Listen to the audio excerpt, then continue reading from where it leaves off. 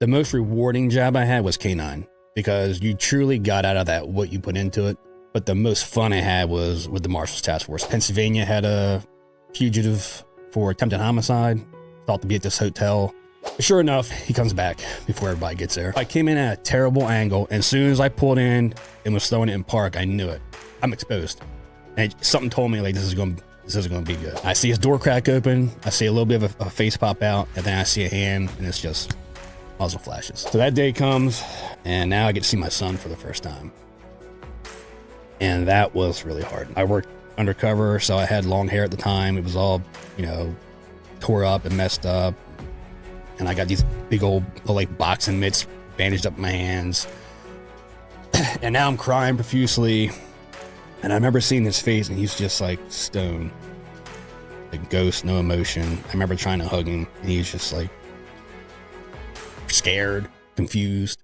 My son did not want me to go back to being a cop. My wife, she didn't want me to go back to work, but that's who she married. And she knew that. This is what you do for a living. Well, you're not going to be a cop forever, man. Time's going to run out at some point.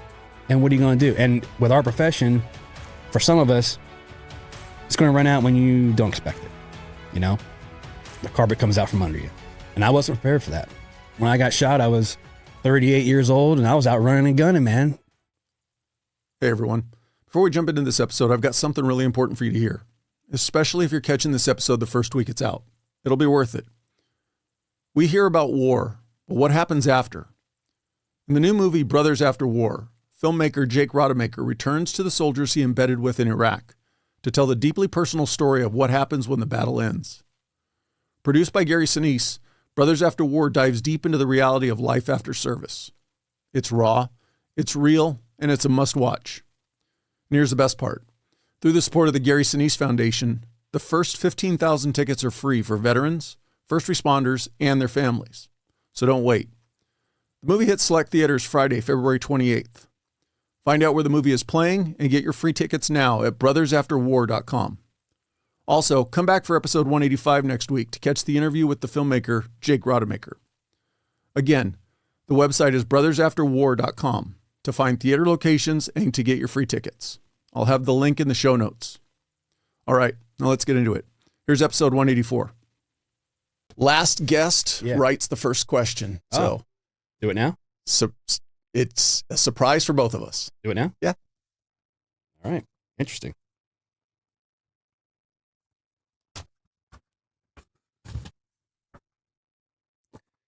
Let's see. If you knew your time on Earth was going to be cut short, what would you do differently? Man, that's a strong one. What would I do differently?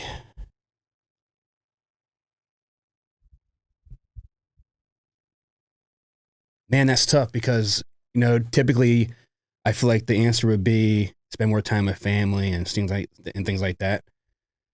And I've done that because my time was the most cut short, So I feel like I picked up from that question already. I spend more time with my family. I take into consideration the time I have. Like if I have something going on professionally and my son has something come up that I should be at, it's going to take precedent. I will reschedule things for family events in a heartbeat. I don't really care how important something is, So I feel like that's not only what I would do, that's what I have done, is I've made more time available for family functions and family time. And that's probably it for sure. It's not funny you say that, because the more that I've done this podcast and the more men and women that I've talked to, the one thing that is a commonality that I think coming into these professions, we definitely don't talk about it as much or enough. There's a lot that you're able to do. There's a lot of cool things you can do. You can have fun, and it's real easy to get wrapped up in that. Yeah. And all of a sudden, even if it's not, there's two aspects. Even if it's not identifying your life, it just takes up your life. Yeah. And it's real easy to kind of go, in a weird way, my family's going to be there. It's all right. Hey, I got to go in. Hey, babe, I got to go do this. Hey, son, hey, daughter, I got to go do this. Yeah. You know, daddy, mommy's got to go to work. Yeah. 20 or 30 years down the road and you're about to retire and you're like, yeah, I need to connect with my family. Yeah. I have been keeping them on the back burner for the last 20 or 30 years. Yeah. And that falls into like the whole transition thing, right? Like what to do afterwards. Like there's a reason why I don't work in an office for the state doing intelligence, which is something I had an opportunity to do if I wanted. So because I don't want that time taken away when I can go try to do something else where I can make my own schedule, you know, create something new, something different that's more cohesive to the life that I want, you know? So, yeah. So for me, that's definitely it, man. For me, it's about family for me now. The time I spend, it's like just now traveling out here to see you. I bring my wife with me, you know, if my son could come, I would have brought him too, you know, as much time as possible. Yeah. I don't want to make light of the fact that you did travel out here, and I truly appreciate it. The fact that you saw enough value in coming on this podcast means a lot to me. So I truly do appreciate it. Yeah, appreciate that. You Thanks. Took the time to come out here. Oh, yeah. Let's dive into you deeper. Yeah. Talk to me about you growing up. Where's hometown? What kind of defined who you are?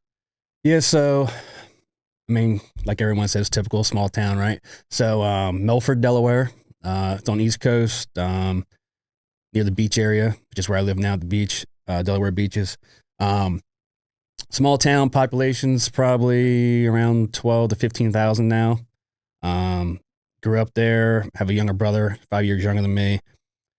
Typical childhood, man, you know, 80s kid. Sun comes up, you're on your bike, and you come home when the sun goes down, you know, playing football in the yard, riding bike around town, going down on the lakes and stuff, fishing, baseball, you know, football, a big thing for me back then. Yeah. And then from there, that's where I, you know, jump ahead a little bit real quick. That's where I wanted to go to do law enforcement. I wanted to remain in my hometown. Are you generational there? And what I mean by that, mom and dad grew up there and their parents from there, or did they kind of migrate there? No, they're from there, man. Like, the whole ancestry me thing, whatever. They're dated back there to like the 1600s or something. It's crazy. So what I'm getting at is I'm picturing a very small town. Was it grandma and grandpa were real close by, that type close town? Yeah. Like, my one set of grandparents, my property connected to their property, like neighbors basically. And then my other set of grandparents were like 2 miles down the road. So very tight. Yeah. What did mom and dad do for work? Dad worked a number of things growing up. He was an over the road trucker up until I was like probably 6-ish. Still did a little bit after that, but then he got more into like, excavating work and like paving, like, you know, like driveways and parking lots and stuff like that. Mechanic, I mean, you name it, he did it. Jack of all trades. Mom, stay-at-home mom, raised us. Later on, my dad got a job. Instead of being self-employed, something a little more stable. Got a job with the city, working for the street department. So he ran the street department for the city. So like, you know, the trash collection, he was in charge of that, on the road constructions and all that kind of stuff. Yeah. With your dad switching from long haul trucking to working for the city, was there something that happened that, was it just kind of him like, man, I'm just done with this, or something in the family dynamic that wanted to keep him home more? I think it was just like more stability as far as like income and benefits. I think that was probably the main part of it. He ran his own company forever since the time he was, you know, 16. And then, you know, I think he got a job with the city in my early teenage years, like 13 or something like that, maybe. So I think it was just more of like a steady income with benefits and whatnot. And what about your mom? Did you say what she did? Stay at home mom. Yep. Full-time job with that.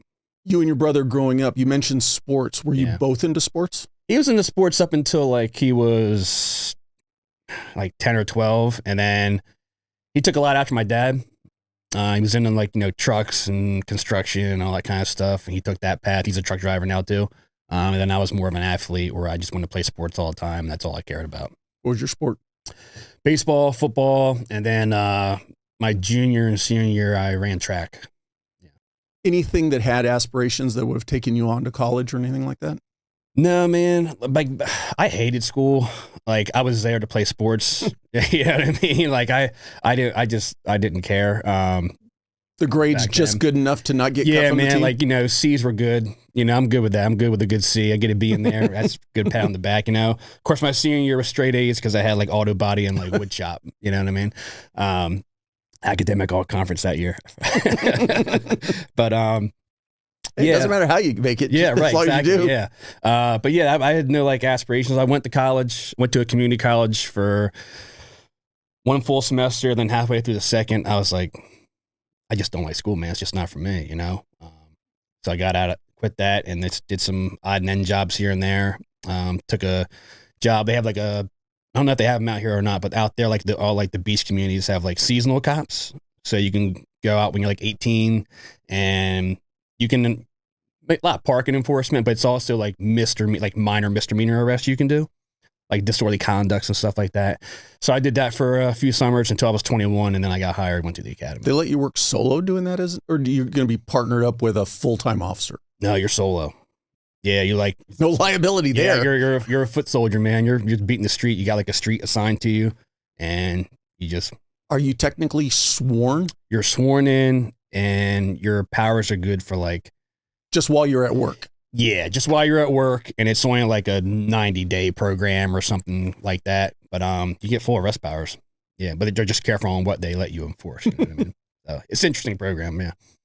This is going to sound stupid. Yeah. Is that still in place today? Oh yeah. Because that just sounds like a liability waiting to happen. Yeah, they've had it for decades, man. And you don't get a firearm. Go make a arrest. You get some. Thank you, but no thank you. You get some OC. You get a baton, and I don't know if they give you a taser now or not. They didn't have tasers back when I was doing that because I was like back in 2000, something like that. So quite a while ago. But yeah, you're out there. You're doing it. So you and I have something in common. Let me step back just one quick second. When did you know law enforcement was going to be for you? So I had no family in law enforcement. We had family friends in law enforcement, and I kind of saw them. And as I got older, it was like the only thing I really had any interest in. Like I didn't know what I wanted to do. So towards the end of my senior year, actually, I think I started my junior year. I did the summer program as the seasonal cop just to try it out. And it's the only thing I kept interested in. So I kept doing it for 3 summers and started applying to places, and that's kind of how it went. Yeah. So then the opposite side of that coin, when you started leaning towards law enforcement, anybody in your family or friends saying, whoa, you're making the wrong decision, or not supportive of it? Nah, everyone was, oh, that's good. You want to do, that's what you want to do. Go do it. Cause it's like I said, it's the only thing I had any interest in really, I hated school. So again, degree and figure out something just wasn't on the table for me because I just couldn't stand it. So going back, yes, we do have a lot in common. I knew coming out of high school that I wanted to be a cop. I'm assuming kind of like you in Delaware, you can't actually be a full-time cop till you're 21, correct? Yeah, you got to be 21 by the time you graduate. And so there was finding something to do in between. I became a cadet. Granted, they didn't give us the authority to go out and make any type of arrests. Yeah. But we would take reports, do all that, basically a glorified gopher, but at least you're getting a paycheck out of it. Yeah. And it was something that was teaching me about law enforcement. Yeah. When you went to actually become a cop, did you want to work for that same agency? So the first agency I went to when I did the summer program, it's called Dewey Beach. They hired me, put me in the academy. I did 2 years there with them, and then I moved on. Yeah. That's where I'm getting at is, was that the agency? Did you know going in that you wanted to leave that agency? Yeah. Yeah. My goal was to get back to Milford, where I was my hometown. That was my goal. That's where I always wanted to work at. Agency size wise, which one was bigger?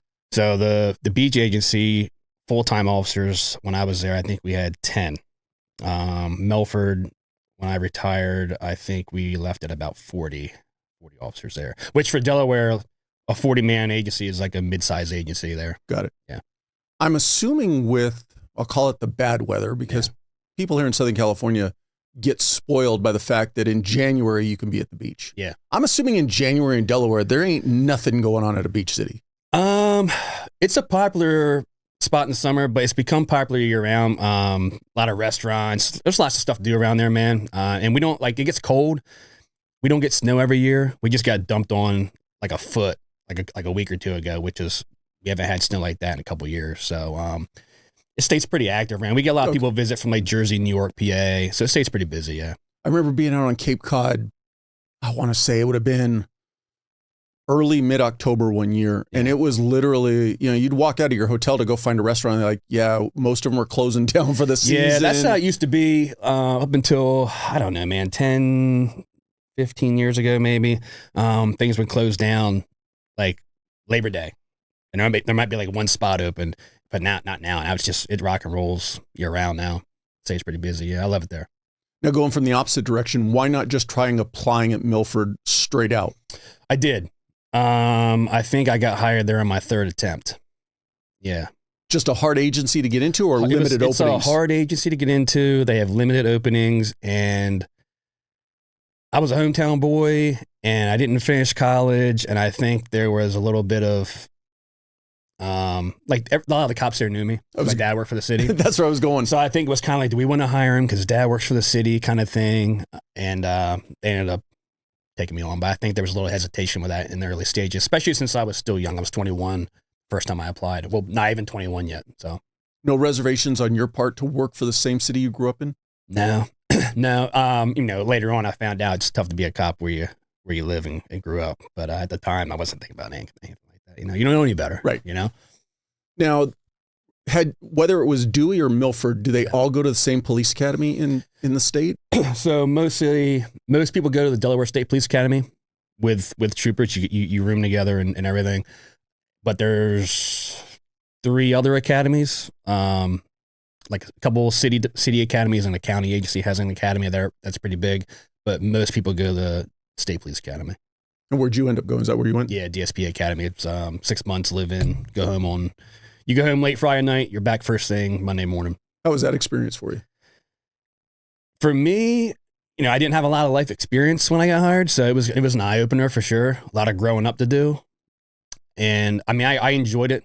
The first month was probably pretty tough for me, but after that, you start getting a little rhythm going with the guys, a little camaraderie going, and make the best of it, have some fun with it. But it was definitely an eye opener in the beginning for sure, man. I remember I walked in. When you walk in the front door of the academy, there's they have the seal on the ground, and you got to walk around. You can't step on the seal. So I started a day late. So the academy started on Monday, and on Monday, my Dewey called me and was like, "Hey, we're going to sing in the academy." And I was like, "Okay, next spring class." So no, you're going tomorrow. We're going to send you a list of everything you need to get like now. And I remember I walked in on day 1 at like 7 a.m. And when I walked in the front door, the first guy that was quitting was walking out. And when I walked in, hey, you need that? Yeah, I remember they just took all of his shit and threw it at me. They're like, we don't care if it fits you. Here it goes. And it was like spandex when I put it on. So when I had the whole academy, they didn't give me new shit. So, but it was cool, man. It was a cool experience. I'm glad I got to do it. Yeah. How are you treated?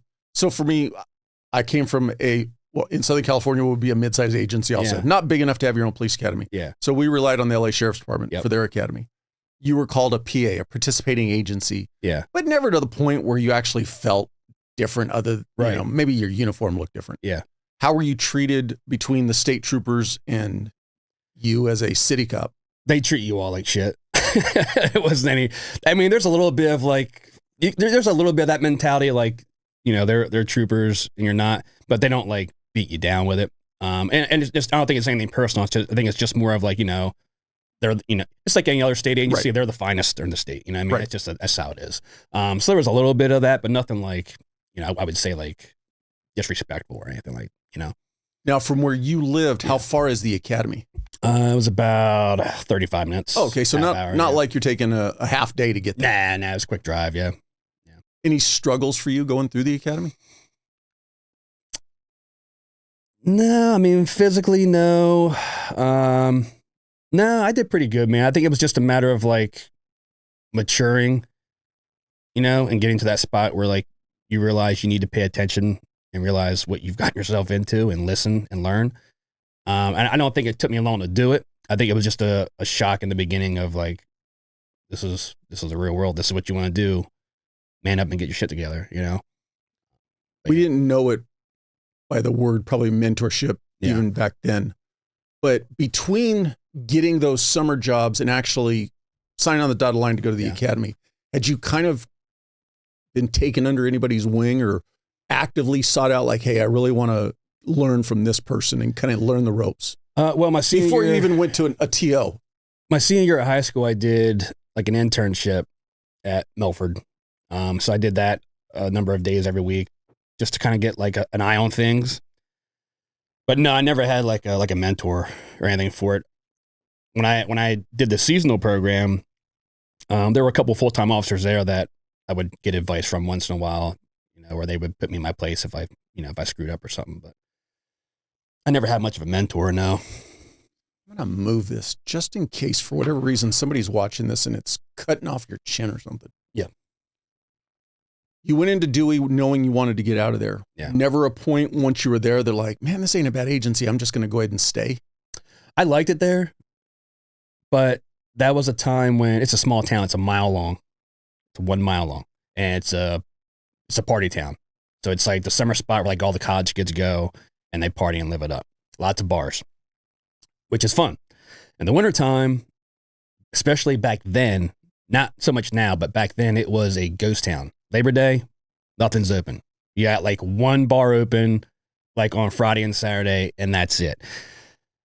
And I wanted a career, and that wasn't the career I was looking for. I wanted to do special units and, get in this stuff. I was 21 years old, So it wasn't a bad agency. I loved all the guys there, and I loved the community. It just, I wanted more. You take the tourists out of it. What's the population of the city? I think the winter population full time was like, it's probably like 12. Yeah. I mean, it's a mile long. So you're jamming up the same people over and over so and it's over like, again. like out here you have like Route 1 runs down the coast. Well, we have Route 1 that runs through the state. So it's just a 2-lane highway. And then on the highway, you have all these restaurants. There's a few off streets with some houses that are mostly rental houses. So the full-time, residency is not high. So because it's a lot of it's rental. And a lot of the full-time residency was like, elderly. So yeah, it wasn't much going on. Did you go straight from Dewey to Milford? So I had it in between. I figured maybe if I got more experience somewhere else, it'd be a little more appealing to Milford. So I took a job with another agency. It's about 15 officers. I went there for about a year and a half until I got picked up at Milford, which was still the goal. A little bit busier? Yeah, a little bit busier. Yeah, a lot busier. Yeah, I mean, it was a full-time, like it was... Not a beach community? It wasn't a beach community. It was probably an hour or so north from where I worked then, over an hour north. But a lot more experience, yeah, for sure. Getting in with Milford the couple times you tested, were they at least cool with you of like, hey, just go get a little bit more experience and we'll pick you up? Or was it always kind of ambiguous as to why they weren't picking you up? I remember one guy at the time told me you need to go get more college. Was it a requirement for that agency at that time? No requirement, no. And I was, I didn't care. You know what I mean? Because I just knew I wasn't going to do it. He was actually still there when I got hired, and he retired a couple years ago, actually, not too long ago, yeah. So you started as a cop what year? I went through the academy. I started the academy in September of 2003.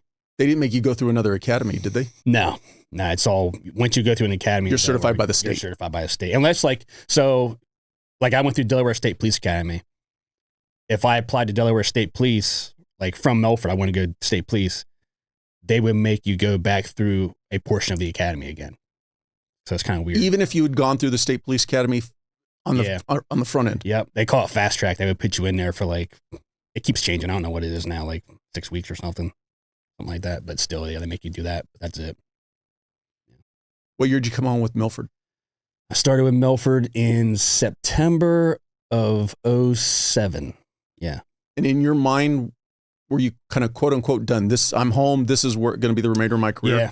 Yeah. That's pretty much, this is where I'm going to be. They had special units. They had SWAT. They had detectives. They had K9. They had everything that I was hoping to do at some point. So, and that's where I lived at the time. So I was like, this is it, 2 avenues I want to go. Let's hit the first one. Did it ever become a problem for you living and working in the same city? Yeah.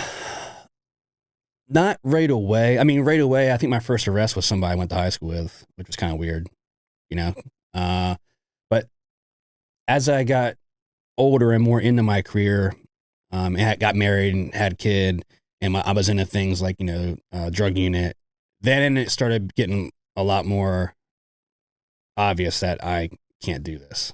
Yeah. The example that I've always used, because I lived in the same city that I worked in for about 10 years. And I always called it the stopwatch. Yeah. You'd walk in someplace and you'd recognize somebody, and then the stopwatch in your head would start going off. I got to remember who they are before they remember who I am. Yeah. And you just kind of remember like, oh, okay, yep, there it is. Okay, I'm going to walk out, Yeah, a lot of that. Yeah, or like coaching my son's baseball team, and there's a parent there that you locked up for, he was a heroin dealer, and you locked him up last month. And it's like, man, we got to change school districts and shit. We got to get out of here. That actually happened, yeah. Was it ever a point to, put it in perspective for the state. Milford in relation to what's the next biggest city. Could there have been a better opportunity for you to go to even bigger organization? Just north of us, about a half hour's city of Dover, which is the capital. They have about 100 officers. Great agency. I thought about going there. I never did, but I thought about it for a while just because of that reason earlier in my career. And a lot more opportunities there, obviously, because it's a bigger agency. But I was happy where I was, so I just didn't want to do it. If anything, I would just move, which is what we did. We moved. Just stayed with Milford, but we moved our residency.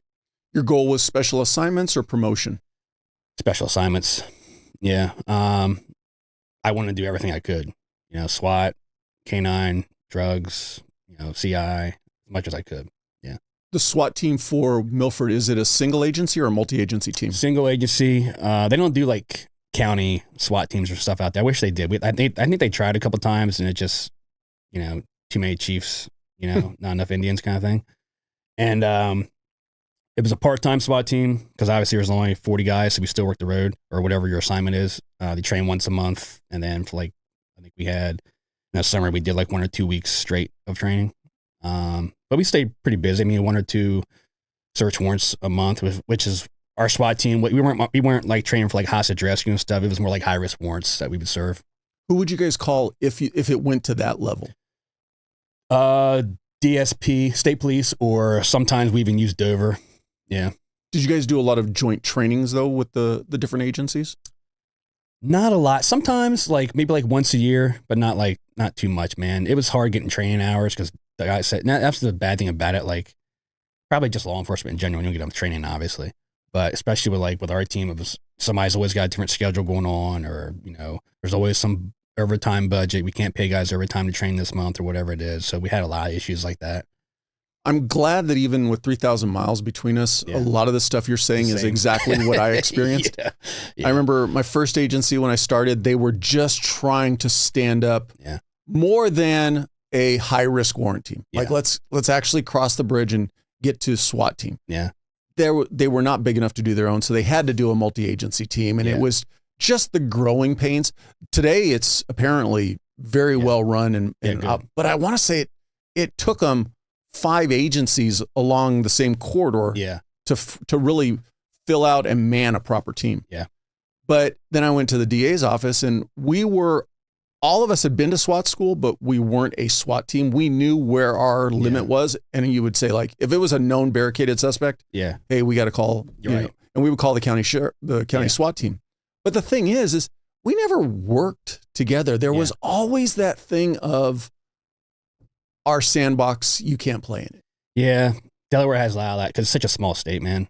And it's very territorial, I guess you could say. It's weird. You would think it wouldn't be like that. It's not weird, man. It's law enforcement. You would think it would be more cohesive because it's such a small, area. But no, it's not at all. And I've had the same thing when I've talked to guests who come from the military. Yeah. And at the end of the day, it all comes down to the people that are in charge want to protect their money that's coming in. Yeah. And if they, at minimum, if they have to admit that they play with your agency, well, then that means that you're not doing it all on your own. So you don't get the big chunk of the pie. Yeah. And I think that at the end of the day, that's what drives it all. Yeah. They want to be able to say that we do the most, so we get the most money. Yeah, exactly. There is a lot of that too. A lot of grant money and stuff like that for what you do. And it's a lot of that stuff, man. So SWAT right away? Yeah, I think I did. I think my second year, I think I got on there early. I think I got on there after a year because they had a couple openings and they didn't have enough guys putting in for it. So I think I was like, kind of like, we need people, so we'll let him get on a little early kind of thing. So they voted me on. Yeah, I do like a PT test and stuff, and then they vote, unanimous vote thing. Back then, I don't know how they do it now, but yeah, I think I got on there after a year. Yeah, maybe 2 years. I can't remember. How long did you do in patrol? I was in and out of patrol for a while. Let's see. I think I started part-time, like on my days off, I would do stuff with the drug unit in like 2009.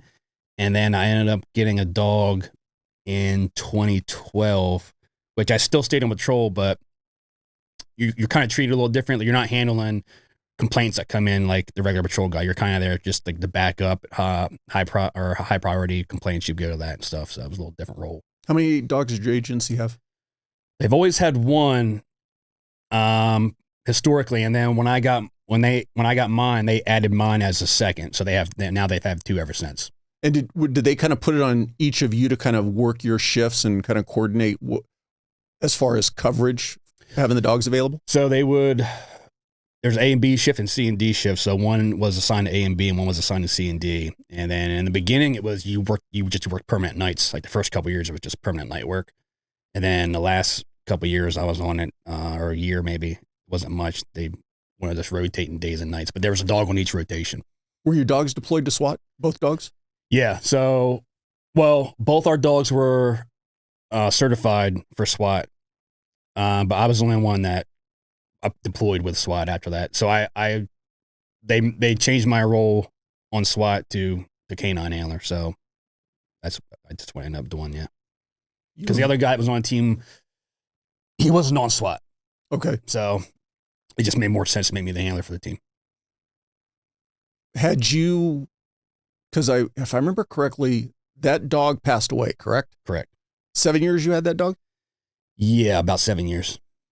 If the dog hadn't passed away, because never being a dog handler, what's the life of a dog's working career? And would you have just stayed being a canine handler? Yeah, so you think the goal was I was going to, ride him until his time was done, when or whatever that may be, and then hopefully get another one and ride him out. And the goal was, I was like, I like this. This is great. If I can ride this, 2, maybe even 3 dogs and retire, I'm golden. Like, this is great. Didn't happen. Things happen, man. But that was my goal. I wanted to stay in K9 unit, and I thought maybe this is something I could do while I retire. I can get in with dogs, train dogs, whatever it may be. That was kind of like what my brain was at the time.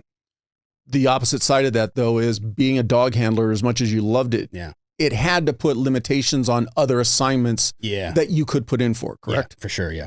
So I guess that's where I'm going with it. Because if I understand the story correctly, that dog passed away and it was almost your agency said, you know what? No, you need to go do something else, as opposed to you saying, I want to move away and do some other assignment. Yeah. So he passed away unexpectedly. And then, I had a meeting with my administration about getting another one, and they just pretty much bluntly told me, no, it's not happening.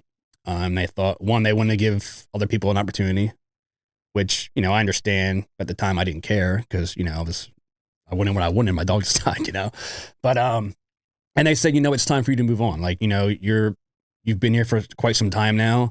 We've had changeover in the department. You're getting to be one of the more senior guys, and you need to move on and develop in other areas. So that's what I did. That is the catch-22. And I'm assuming most of your special assignments were all rotational within your organization? There's no set limit on it. You can get stuck in a spot and you could be there forever sometimes. So even like detective spots?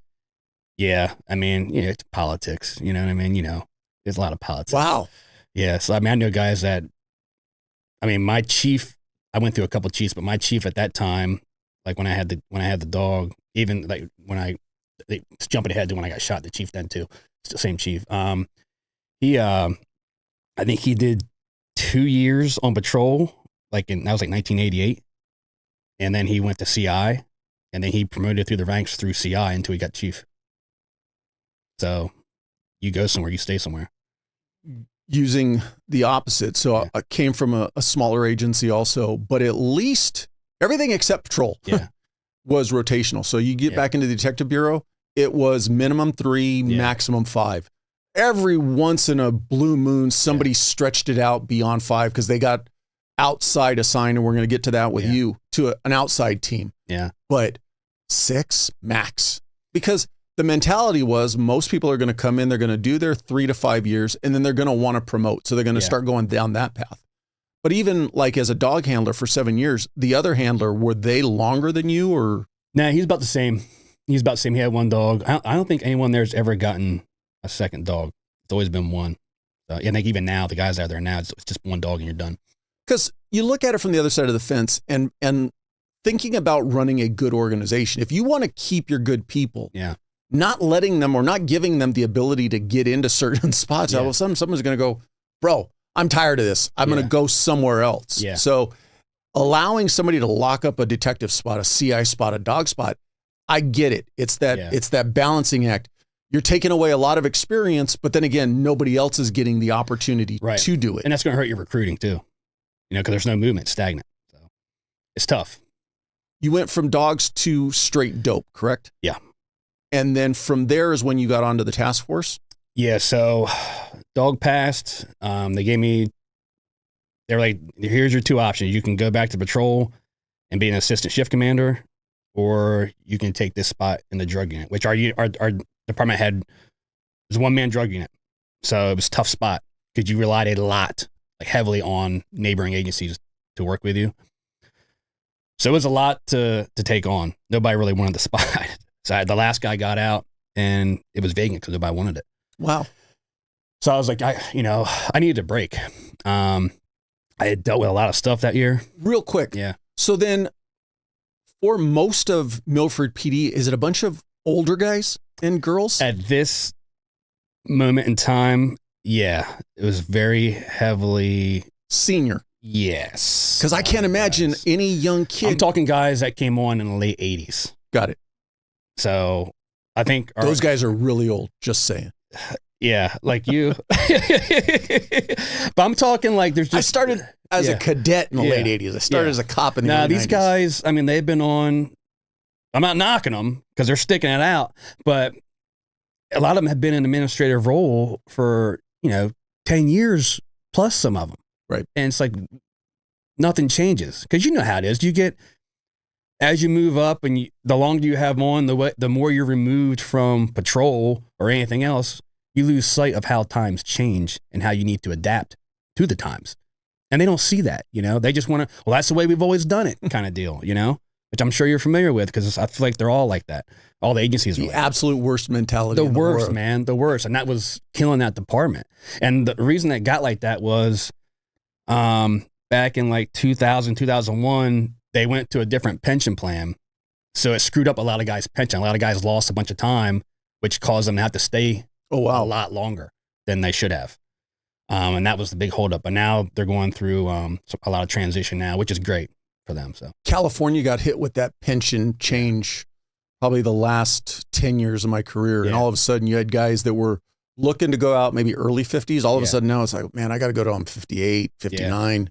Yeah. So I can understand how when you're in the middle of it, you're 10, 12 years in, it's really kind of hard to make a flip change. Yeah.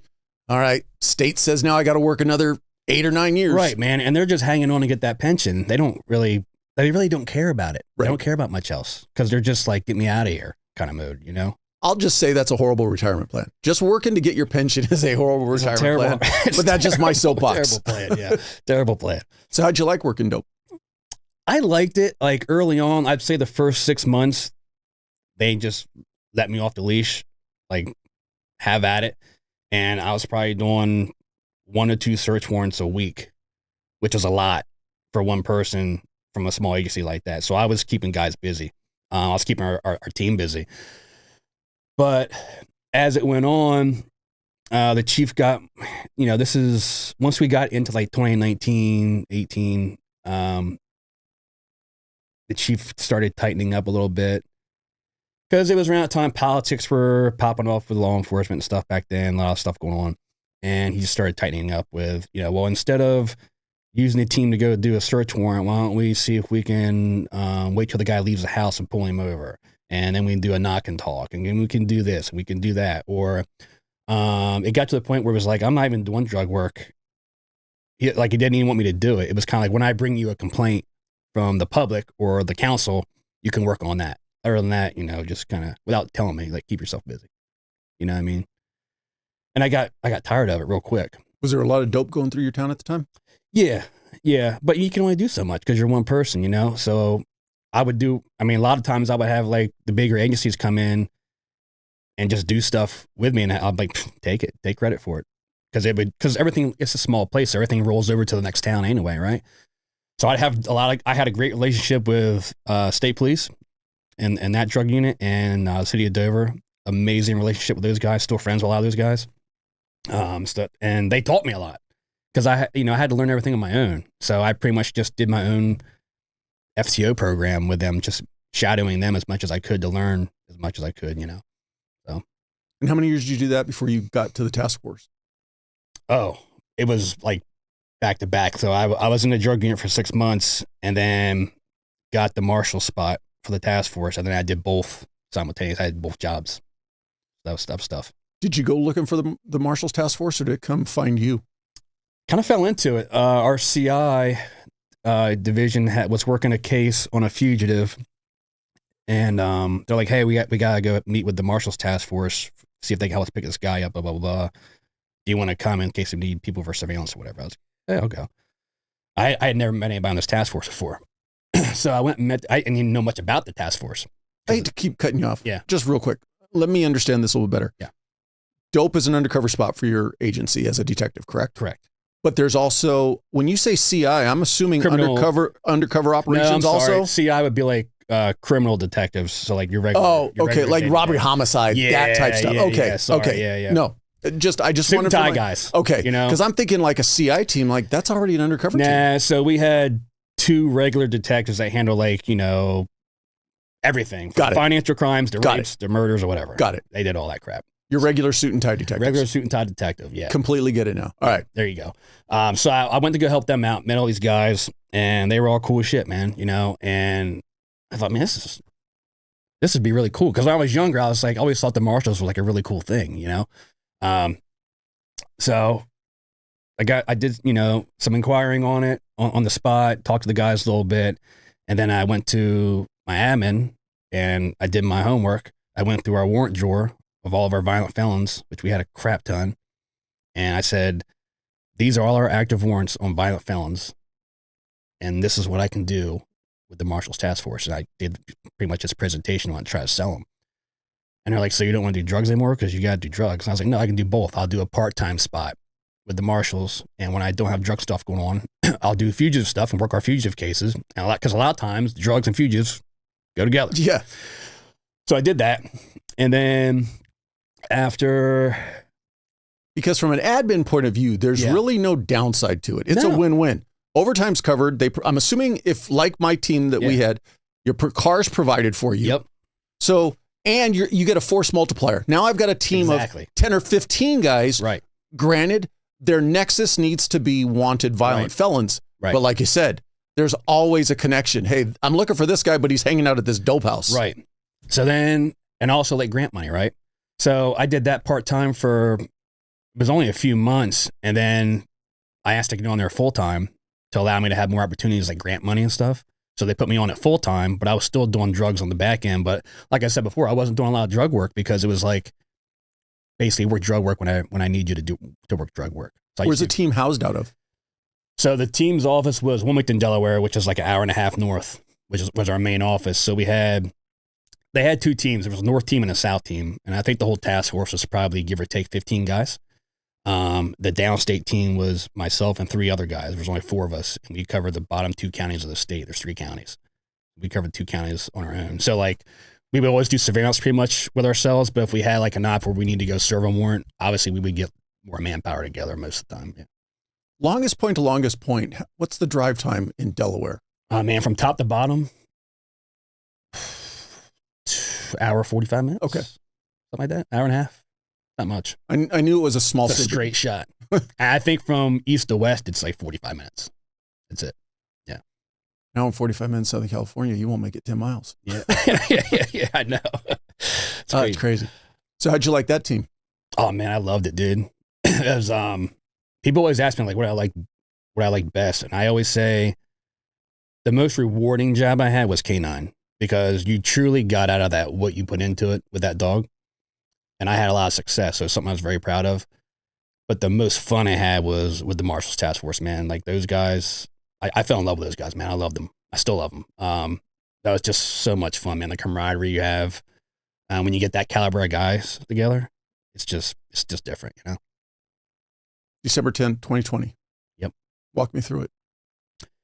Yeah, normal work day. We usually started early most days and we usually ended late most days because we just loved it, man. Well, and the thing is, for anybody who's never worked that team, not that I worked it, I supervised it. You got to work based on when the people you're looking for are moving and out and about. Yeah. So normal day, went in, normal time, whatever that was, I don't even remember. Did some cases throughout the day, normal, whatever it was, and then got home at a decent time. It was like 5 o'clock, which is a good time for me to get home. I'm not usually getting home that early. Getting dinner ready, and we get a group text from our supervisor asking for availability for an op in the morning. Pennsylvania had a fugitive for attempted homicide, thought to be at this hotel in Rehoboth Beach, and they wanted to come down in the morning, do this op and see if we can apprehend this guy. And I was like, wow, man, it's like hotel's like 10 minutes from my house. So I was like, I got permission to go out. So I'll go out, do some quick surveillance, see if I can get an eye on him or the car even, verify the tag, make sure it's there so these guys don't drive down for nothing, right? So head out there, pull in a parking lot, see a car fit in the description, park, verify the tag, call my boss up, hey man, car's here, blah, blah, blah, whatever. And as I'm on the phone with him, suspect walks out, matches the description I got, matches the photo, and things start lining up. Girlfriend's with him, just like they said, 2 small kids, just like they said. So they're getting in the car and they're leaving. And I'm not going to do anything by myself, obviously. So I let them go, and I'm not worried about them like checking out. There's no bags, no luggage. It's dinner time. So they're probably coming back before too long, right? So I let them leave, get out of the area for a while, go home. And it's just not sitting well with me. The fact that our whole job is to go locate and apprehend fugitives. And I just located this guy. And he's wanted for attempted homicide. And now he's out driving around. Maybe he leaves in the middle of the night. Maybe he gets pulled over by some random patrol cop who doesn't know what they're dealing with, and things go south, So, I mean, it's our job, man. Like, I don't care if it's, at night. That's our job. We do it all the time. So, the guys, there's 4 of us. Like I said, one guy wasn't available. He was on another assignment on his way back. So, there was me and my 2 other partners. I talked to them. They're like, yeah, we need to do it tonight. They're about an hour away. So run to the supervisor. He okays it. Pennsylvania's like, hey, you guys go do your thing. So head back out, set up surveillance on the hotel, go back to the same spot I was before. So it kind of just blends in, naturally. Is this and when I say known, yeah, every one of us who's worked patrol in our city, we know those hotels. Yeah, it's one of those hotels. Okay. This is one of those hotels. So if somebody said, hey, we're looking for a dude and he's hanging out in a hotel in your area, you'd be like, I know which hotel it's going to be. I know one we could look at real quick. Yeah, this is one of those hotels. Got it. Which is crazy because it's in like a really vacation summer. It's 10 minutes from Biden's beach house. This is where it's at. But it's one of those hotels. You know what I mean? They're on the highway. How much did that jack up your city when you'd be in town? Oh, God, dude. What a disaster with traffic and everything else. I remember having buddies who worked at Beverly Hills PD.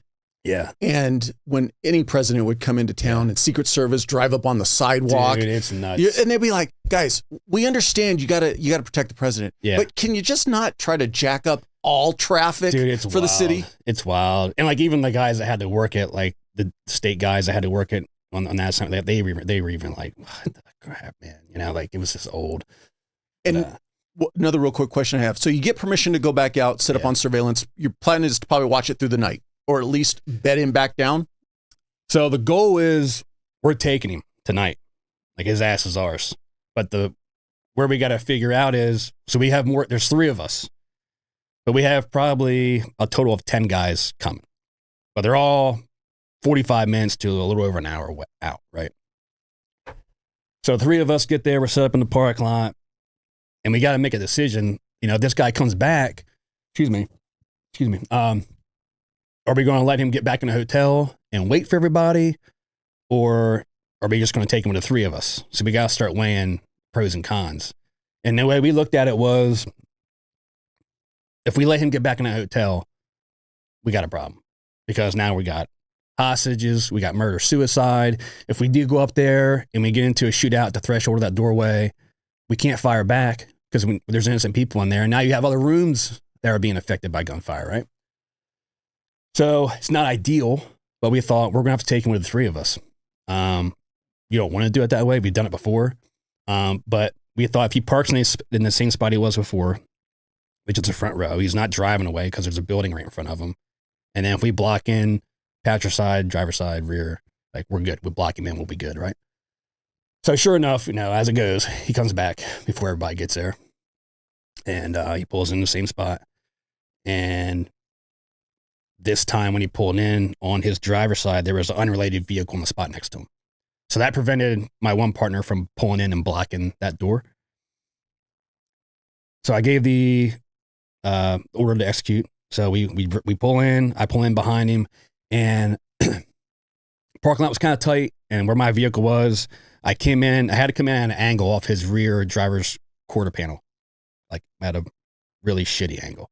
Instead of course, right. It's never going to work. No, instead of coming in directly behind, like textbook, wasn't going to happen. So I came in at a terrible angle. And as soon as I pulled in and was throwing it in park, I knew it. I knew I was like, I'm exposed. And something told me, like, this isn't going to be good. I step out of the vehicle, got my gun out, and now I'm at the back of his bumper, basically. So it's like 6 feet to his driver's door. I see his door crack open. I see a little bit of a face pop out, and then I see a hand, and it's just muzzle flashes. You ever feel like your body just isn't keeping up like it used to? We all know that life doesn't slow down, and sometimes the grind catches up. Lower energy, lagging focus, or a dip in motivation. Human Performance TRT understands the need to regain your edge. As a veteran and first responder-owned company, they're not just another telehealth provider. They take a full spectrum approach to your health, crafting personalized plans that go beyond hormones. There's no locked-in subscriptions, no hassles. Everything is delivered directly to your door, so you can stay focused on what really matters. Also, if you're already on a hormone replacement program, you can switch over seamlessly with recent blood work. There's no extra tests required if your labs are under 6 months old. So are you ready to optimize your health? Visit hptrt.com and see what personalized care looks like. And don't forget to use the promo code TDP for 10% off your program. I see muzzle flash. I fire my first round back. I start moving to the right, try to get cover behind his vehicle, moving towards my other partner on the other side. First round goes into his door, misses him. He comes down 2 feet, starts cranking off more rounds. I get 2 more rounds off, strike him center mass. Is he handgun or rifle? Handgun. Both of us had handgun. Strike him center mass. I didn't even know I hit him until days later because it just didn't know there was no effect to it, So he gets a number of rounds off on me.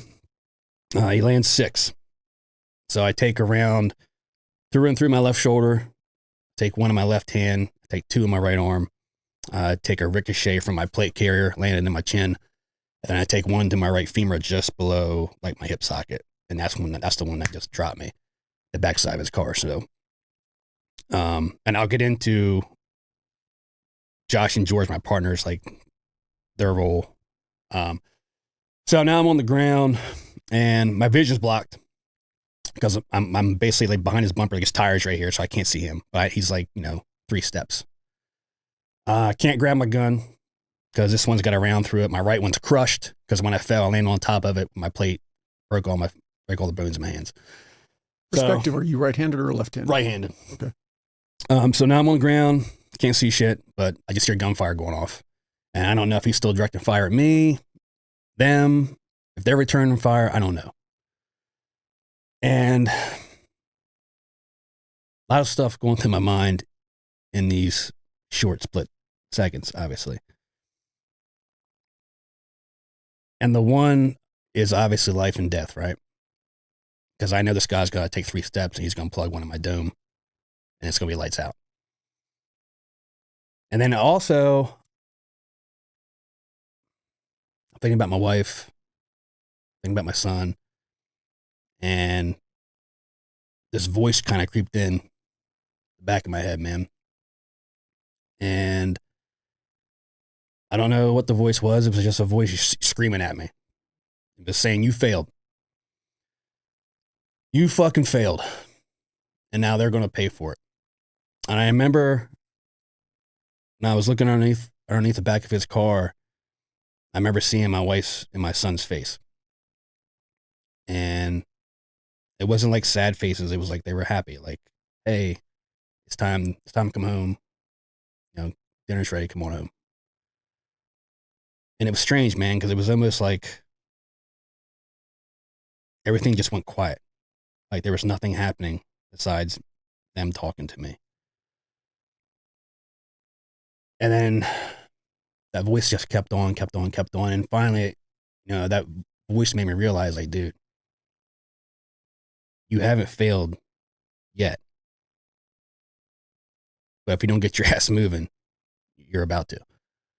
So I used my left leg and my elbows and I just pushed and crawled and I shoved my body as far underneath the back of his car as I could because my goal was I just want to protect as many vital spots.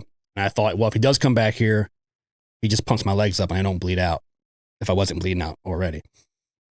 So as that's all transpiring, what happened with him was George was on the passenger side, saw an opportunity for a shot, took a shot, struck the guy in his left side. He takes off running, runs by me as I'm underneath the car. As he runs by me, turns to his right, sees my other partner, Josh, starts cranking rounds at him. They move through the parking lot, converge on him in about, 70, 75 yards or something out in the middle of the parking lot and finish the threat out in the parking lot. So I'm underneath the car playing possum. Everything gets quiet. And now for like a couple of seconds, it's like, shit. Like, is everybody dead? Is he coming back here now for me? Like, what's going on? Finally, I hear Josh yelling my name. He comes back over, pulls me out from underneath the car, turns against my leg, tosses me in the back of his car, and pulling out of the parking lot. And he did everything textbook, man. Like, our pre-op is always, who's going to be the medevac? He was a medevac. Everybody has the nearest hospital programmed on their GPS, like on their phone, on the dashboard, ready to go. He did that. Of course, he pulls out of the parking lot. What happens to the phone? Off the dash underneath the seat, right? Thank you, Mr. Murphy, again. Yeah, exactly. So luckily, I'm still conscious alert. Like I'm in shock, obviously, but I'm not in too much shock. I don't know what's happening. So as we're heading south on the highway, I see like restaurants and billboards because he doesn't know the area. He's about a little over an hour away. And this is where I live now. So I'm start seeing restaurants and shit that I recognize. And I gave him correct. I'm like, man, you're going south. He's like, yeah, we're getting you to the hospital. And I was like, well, you're not getting me. You're going this way, bro. Like, we got to turn this ship around. So he gets turned around, redirected, starts heading the other way. He's on the radio, getting units, what's going on. Not too long after we pulled out of the parking lot, probably about 30 seconds, some other guys started showing up on scene from the task force that were like, they were just that close, but we couldn't wait any longer. So they get in the parking lot just in time to help out George, who's staying with the suspect, because the hotel is now emptying out and he's getting surrounded by people. Of course, we murdered the guy and all that kind of crap. Because you got to remember, this is 2020, so all the anti-police rhetoric was kicking off and shit. So we get redirected on the highway heading north, and Josh and I are communicating. We're both in shock, so we're kind of helping each other stay in it, And as he's on the radio getting things tied in, I start running like myself through like a checklist. So, first I need to like settle myself down and just actually realize what the hell's happening. So once I do that, I'm like, all right, I got to look for work here. You know, that's always been my thing. Like, just don't do nothing, man. Even like when I was on SWAT, like, look for something to do, dude. If you got guys in rooms, find something to do, cover something, whatever it may be. And that's what I did in the parking lot. I didn't just lay there. I looked for work. I crawled, right? So now I'm in the back seat. I got to look for work. Problem is I can't fix anything. I can't adjust my tourniquet. I can't take my vest off. I can't check for other wounds because both my hands are, they're just out of commission. But I'm still pumping a little bit of blood because even with the tourniquet, the gunshot wound is pretty much just below the crease in my hip. So the tourniquet's actually like on the wound. So it's helping, but it's not cutting off the blood flow. So I start going into combat breathing, and it was just kind of, for me, it just seemed natural. I've done Ironmans, you know, CrossFit, marathons. I've always been pretty in shape, and I work on those types of things, right? CrossFit, whatever it may be. So I just went into combat breathing exercises to slow that blood loss, slow that heart rate down, you know, did that and started jumping even further ahead in my thought process. So I knew I was going to get to the hospital. I knew they were going to put me under and all that kind of crap because they're obviously not going to keep me awake in the shape I'm in. So my thought process was, all right, they're going to do all this crap to me, and at some point, I'm going to wake up. And when I look down, I don't want to be in shock that I don't have a right leg. So I just convinced myself that the leg was so bad, they're just going to take it and I'll be an amputee. And I was like, dude, it's cool. I'll survive. There's amputees out there every day that do Ironmans and run marathons. I won't be any different, right? So I already had that in my head. The idea was I'm going to wake up and be surprised I still had it, which was what happened, right? So we get to the hospital. They pull me out just like I thought. They pulled me out. It hurt. Rolled me in the hospital. Start trying to get all my gear off, and they put me under. I'm at that first hospital for about 45 minutes. So during that time period, family notification has to go down, right? So small state, small community, small law enforcement community, first responder community. So at the time, my wife and I were between homes. We had sold a house and we were just breaking ground like that week on our new home. So we lived with my in-laws, which paid off this night. So my wife was in bed with my son. He was 7 at the time, reading him a story, bedtime. It's a Thursday night, school night. So she starts getting text messages from people. What do you need? What can we do for you? Things are popping up on Facebook. The Marshals were just in a shooting in Rehoboth, blah, blah, blah. But she hasn't heard anything. But she knows there's only 4 of us on the Marshals Task Force down south, and she knows I'm out in Rehoboth. So her thought is, well, he's going to text me soon because they always text me when they're done up. She never got a text from me. She's still getting text messages, but nobody's telling her what's going on. So finally she gets a phone call. This is all within like a couple minutes. She finally gets a phone call from a friend who works for an agency 2 counties north of us, wanting to know, do you need anything? She's like, I don't know what the hell you're talking about because no one's telling me. So her friend tells her, like, TJ's been shot and he's in the hospital. And, a lot of rumors out. So there was rumors that I was dead already. But the biggest one was I was shot in the face, which was partially true, right? Because I took a ricochet. So she calmly puts the book down, puts my son to sleep, goes downstairs to my father-in-law and tells him, like, TJ's been shot.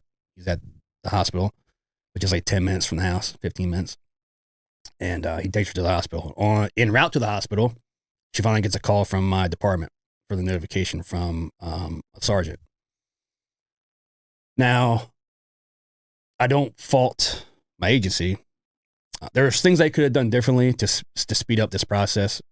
And I don't fault them for that because they'd never dealt with this.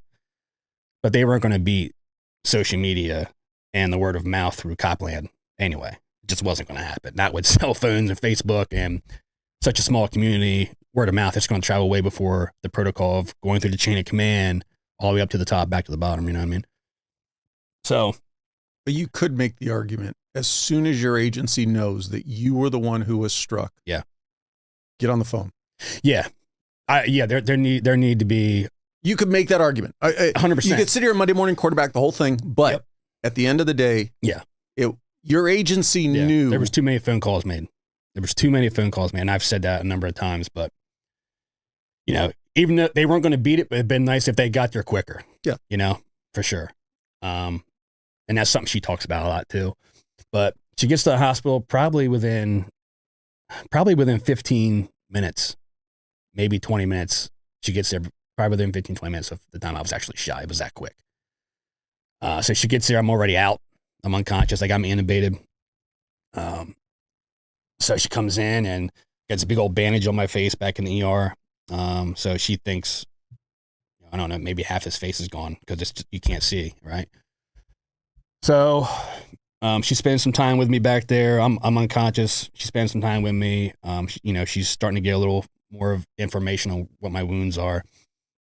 Now they're going to fly me to another hospital, which is in Christiana, Wilmington, Delaware, just all the way up top, northern the state. So it's about an hour and a half drive.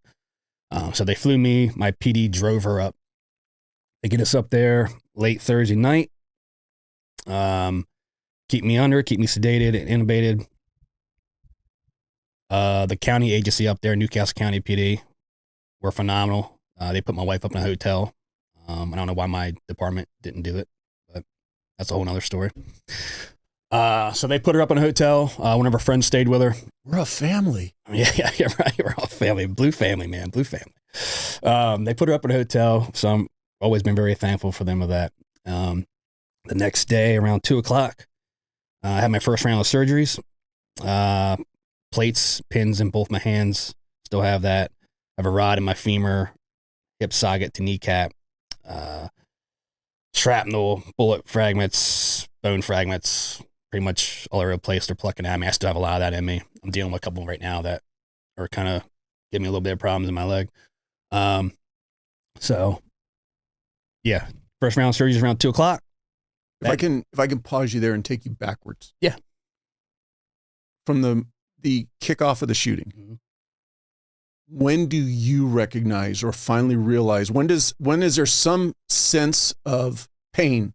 Like, oh shit, I've been shot. Yeah. So the only pain, I get asked this a lot, like what hurt? Like, where did you, like, I'm looking more for that realization that I've actually taken rounds. Yeah. Because I know you said you went down with the shot to the leg. Right. So it's interesting. I didn't feel any of the shots as they hit me. When I hit the ground, the only pain I felt was my leg. A lot of the wounds I didn't even know I had until 2 days later. I knew I had one in my hand because I could see the round through and through, and my right hand didn't work. I wasn't 100% sure why because of all the confusion, right? And I knew I had a bullet in my face because it was still there. I could feel it with my tongue, and I knew I had one in my leg, obviously, because my leg was. I could high five my foot when I was on the ground. It was at that angle. It was that bad. What caliber was his gun? 9 millimeter. And I remember as I crawled, I was watching my foot get further and further away. You're like, hey, you're supposed to be coming with me. Yeah, right. Exactly. So that was the only thing I felt. Everything else was numb. It was just numb. And going back to the female and the kids. Yeah. Female, his wife, just a girlfriend. And the 2 kids were hers, not his. They had been dating. They weren't dating that long. Any intel that you had prior to contacting them that she was going to potentially be a participant with him in the sense that she was going to be a threat? Or did you think that our sole focus is we just have to be focused on him? Or did you even have any intel? We had intel that she was with him, but nothing leading to that she was going to be a threat. So we didn't know if she was a threat or not. Got it. We weren't sure. We knew the kids. We knew she was in the car. We knew the kids were in the car. So I get a lot of questions on, well, why'd you do it for kids in the car? Well, it's either I do it when they're in the car or they're in a hotel room. Either way, he was using them as shields. Right. There's no way around it. My mindset was more, is she the one who's there for the ride and, man, I'm just going to get my head down and get out of this? Or after the investigation, it came out through the investigation with the homicide unit that she was pretty much like domestic abuse. Okay. Hostage. Okay. It's pretty much what it came down to. It was her gun that he shot me with, by the way. He took it from her early on and kept it with him. When they left Pennsylvania, he had already taken. Okay. Correct. Yeah. It's not like she had it in her purse on the ride down. No, he took it from her in Pennsylvania. Got it. It might even been the gun that he used for the attempted homicide he was wanted for. I'm not sure, to be honest with you. I can't remember. Got it. Yeah. In that moment, you talked about how you're having the reflection. You're seeing your wife and your kids. You're hearing that voice in your head. To you, it probably felt like it was 20 hours. It was probably 3 seconds. So like an eternity. It was literally split seconds, yeah. Either that you know now, looking back, or in talking to your partners, was there any communication between you guys after you were shot? Even you saying like, hey, I've been hit or anything? So once the gunfire came to a stop, my one partner, Josh, started yelling my name. So prior to that, no. Okay. I was playing possum, man. Got it. Because I didn't know where he was, what was going on. I crawled underneath that car and I just played dead, hoping he wouldn't come find me because I was defenseless.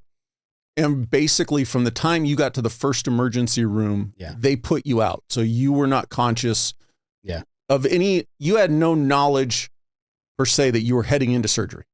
No. Your only knowledge is coming out of surgery. The last thing I remember when I first got to the hospital was they were trying to get my vest off and I was showing them how to unclip it. That's the last thing I remember. And I don't even think I was to the ER yet when they were doing it. I think they were still rolling me. That's the last thing I remember. That's my last memory of that. And to your knowledge, from the shooting to the hospital or to that moment with the vest, never lost consciousness? No, I was awake the whole time. Yeah.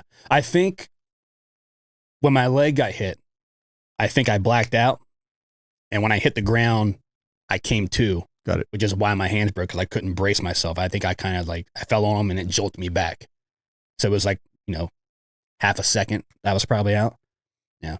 Other than that, I was awake the whole time. So you wake up post-surgery, you've still got your leg, but now you're bandaged basically head to toe. Head to toe, man. It was late Friday. It was Friday night, Friday evening. I remember seeing a glimpse of my wife to my left, and I remember seeing a glimpse of my parents to the right. And I thought it was a dream.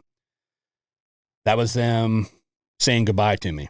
2020, COVID, can't have visitors. Saturday comes, and now I'm actually with it a little more now, right? I'm still groggy, but I'm with it. They're taking me down to a recovery room now. I'm processing shit now, but I'm not allowed to have visitors. So I haven't seen my wife. She saw me, obviously, but I haven't seen my wife. Can't see my son. Can't see my parents. How old's your boy at this time? 7. So can't see anybody. The one thing I had going for me because of what had happened, it was they were able to deem it a security issue. So I had to have somebody with me. So I had one member from my agency with me and one member of the Marshal Service with me 24 hours a day. I had 2 guys with me for 7 days in the ICU. I was never alone. So I had FaceTime, a little bit of FaceTime with my wife. I think some phone calls and stuff like that once in a while when I was up for it, but no visitation. Simply because the security issue that jumped over the protocols to where they could be in the room with you, but never your wife or your kid. Yep. And then cops were sneaking in to see me all the time. You know what I mean? Like security was letting them through because they were in uniform and stuff, but they weren't supposed to be. There was even talk towards the end, should have been like, hey, we've got a new female officer. Yeah. Well, my supervisor for the Marshals was like, he was up there one day and he was like, we're getting some 511 pants and a Marshals jacket. We're going to put her on your wife and we're bringing her in. I was like, oh man, this is going to go over well. But I was like, I'm game. But I think it was the next day, which was the day I was leaving, the day before I got checked out of there. They gave in and let her up for a couple hours. Checked out of the hospital? Well, I was getting transferred to another hospital. Oh, okay. This one. They were just transferring hospitals. This was the first hospital. Got it. Technically, this was the second hospital, but I was going to a live-in facility after this one, which we'll get to in a minute. So the day before I was getting released from this hospital, they let her up to come see me. And then the next day is when I got checked out. So the day they let her in to see me, guys brought her in the room and everyone cleared out. I remember she came up to my right side. And I remember looking at her and saying, I'm sorry I failed you. And without skipping a beat, man, without skipping a beat, she looked right back at me and said, "You've never failed me." And I needed that, man. That was, I think her saying that, looking back, probably played a big role in my mindset with my recovery. A huge role. You can underplay it, and anybody who's been through anything traumatic, anything demanding on your life, when you have that right person in your corner, yeah, it I'll use the word magnifies. It magnifies your strength. It magnifies your resolve. Yeah, because you know you've got that immeasurable support. Right. Yeah. Yeah, it's actually that one moment is like the worst and the best moment. Because part of me regretted for a long time saying that to her. But I'm also really happy at the response I got. So it's kind of like a love-hate I have with that moment. You know what I mean? But as time went on, I regretted saying it to her for a long time. And then I got to the point where it was like, I didn't regret it because, one, regardless of the situation, she needed to know how I felt. And like I said, what she gave me back from that it played a big role. So I don't regret saying it anymore, but for a while I did. I'm going to put my spin on it and kind of your mindset, and maybe I'm wrong, but it's that thing of every one of us who walks out that door and we tell our spouse, hey, I'll be back home 10 hours, 12 hours, whatever our shift is. Yeah. If you don't come back home, in your mind, you failed them. Yeah. But you didn't. You were doing your job, and you would have failed her had you given up behind the bumper of that back of the car. Right. You're right, man. I mean, that's the thing. Like you always say you're coming home. Just like that night I left dinner. Like, I'll be back. We'll get dinner later. I'll be back in a couple hours. No big deal. This will be a quick one, you know. And I didn't make it back. You know, I didn't give her that. I always called her after a nap, like, hey, we're good, blah, blah, blah, blah. And she never got that phone call, you know, and that was hard for me to process for a while. Because I feel like I stranded her. Mm-hmm. You know what I mean? I get it. So, yeah. When was the first conversation with a doctor as far as your long-term prognosis? So there was some talk there that week I was in ICU.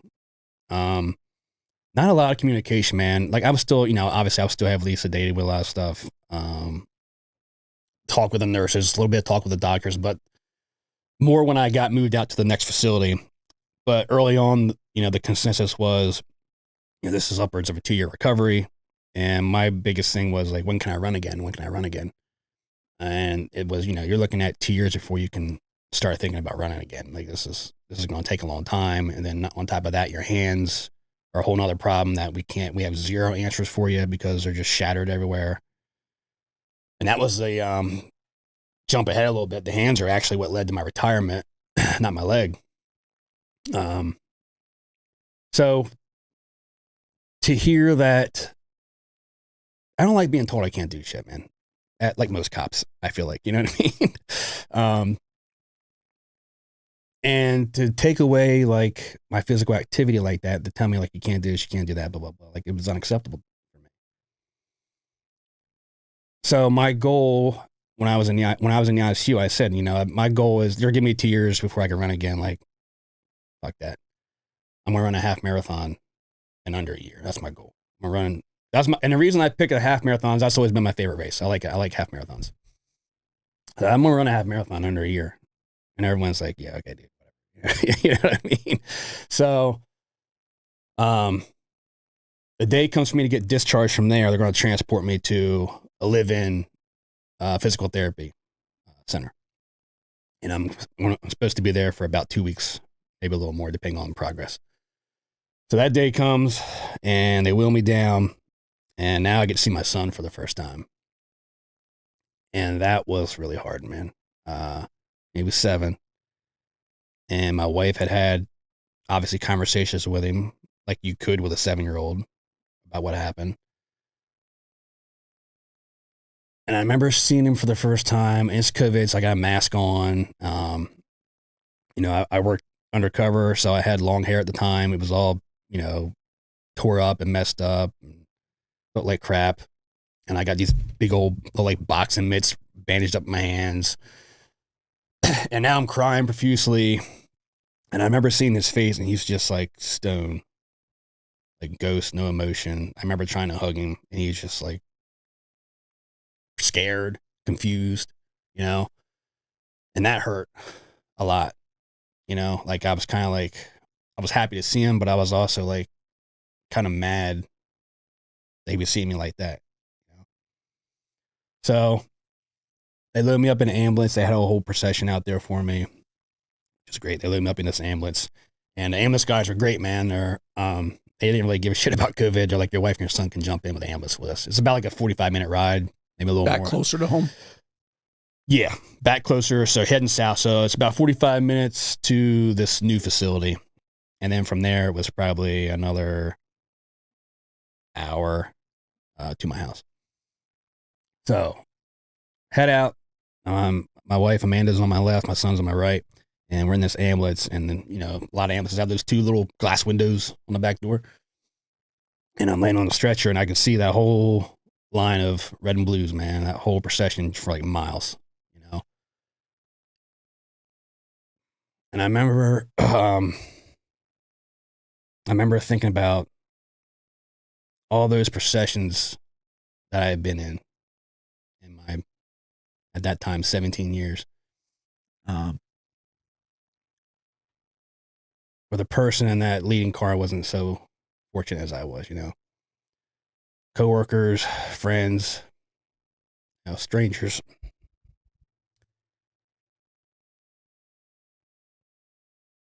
And that was probably that was my first taste of that survivor's guilt, Kind of hit me right then and there out of nowhere. So we continue on, get to the facility. So I got shot on Thursday. This is the following Thursday night. So we get to this new facility on Thursday night. And it was a quick transition, man. Like, I don't even remember saying goodbye to my son. It was like, boom, out the ambulance into this new hospital up to my room. And I remember they took me in the room. I had my own room. It was me, my wife, and a couple of administrators from the hospital. Quick welcome, meet and greet, blah, blah, blah. We'll be back in the morning, go through everything with you. Can't have visitors because COVID, but we're going to make an exception, and we're going to allow your wife to come up during visiting hours as much as she wants. But you can't bring anybody else. Your son can't come. Like, I'll take it, man.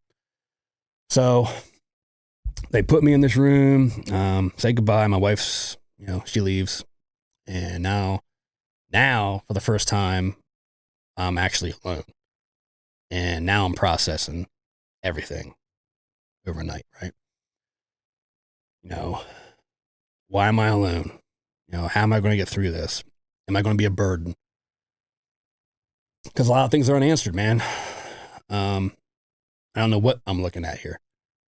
And I remember at 6 a.m., man, I remember that in-swing door to my room came open, and that hallway light came shining in like a hospital, and the nurse was coming in to check on me. And for some reason, man, like your brain remembers random things, It made me think back on a book that I had read about 6 or 7 years prior, a book that I hadn't picked up and looked at, or the guy that wrote it I hadn't thought about since then. And it was The Trident by Jason Redman. Read it.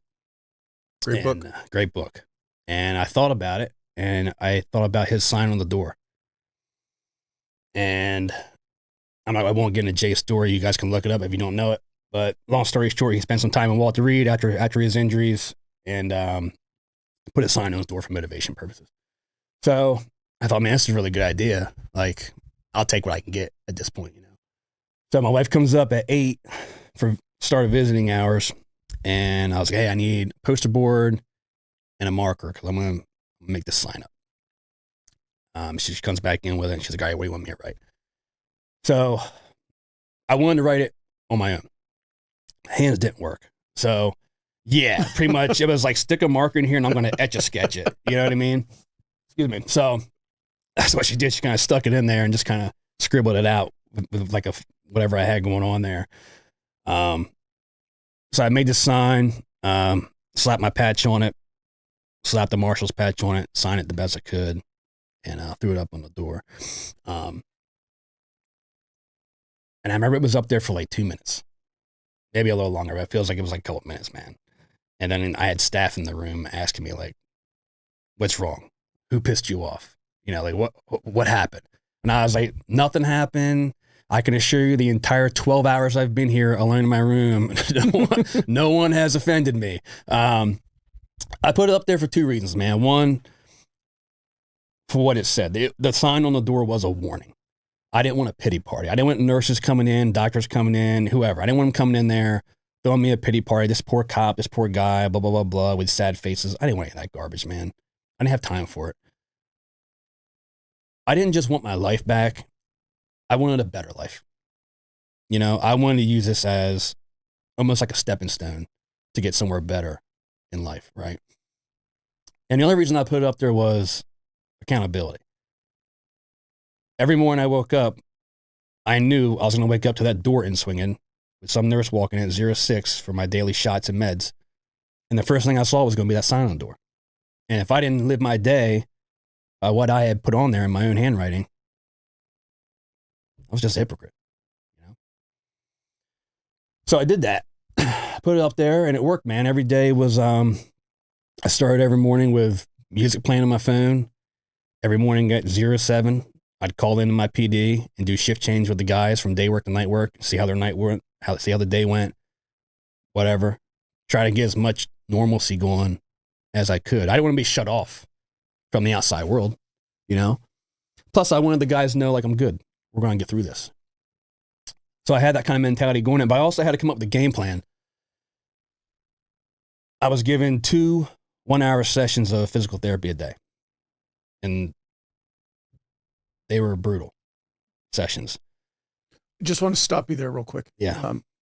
So my first question is, you've mentioned that the doctors told you, hey, man, you're looking at probably a 2-year recovery process. Mm-hmm. But a lot of it is still unknown to you as to how you're going to recover. Correct. They don't know what's going to be the functionality of your hands at this point. They don't know the functionality of your legs. They're just merely telling you your recovery process is 2 years. Yeah. What about the aspect are you asking yet, or is anybody talking yet about getting back to work? Oh, that's the first thing in my mind. That was the first thing. That's all I wanted to do was get back to work. But I mean, had you had a conversation medically with anybody yet to this point? As far as, hey, back to work? Am I going to be able to get back to work? Nobody told me I couldn't. And I don't think anybody wanted to. I think it was kind of like, we're not going to, you know, doctors are not going to tell you anything that that's not 100%. The answer is just like, I don't know, basically. But for me, I mean, from day one, I woke up in the hospital. It was like, I got to get out of here and get back to work.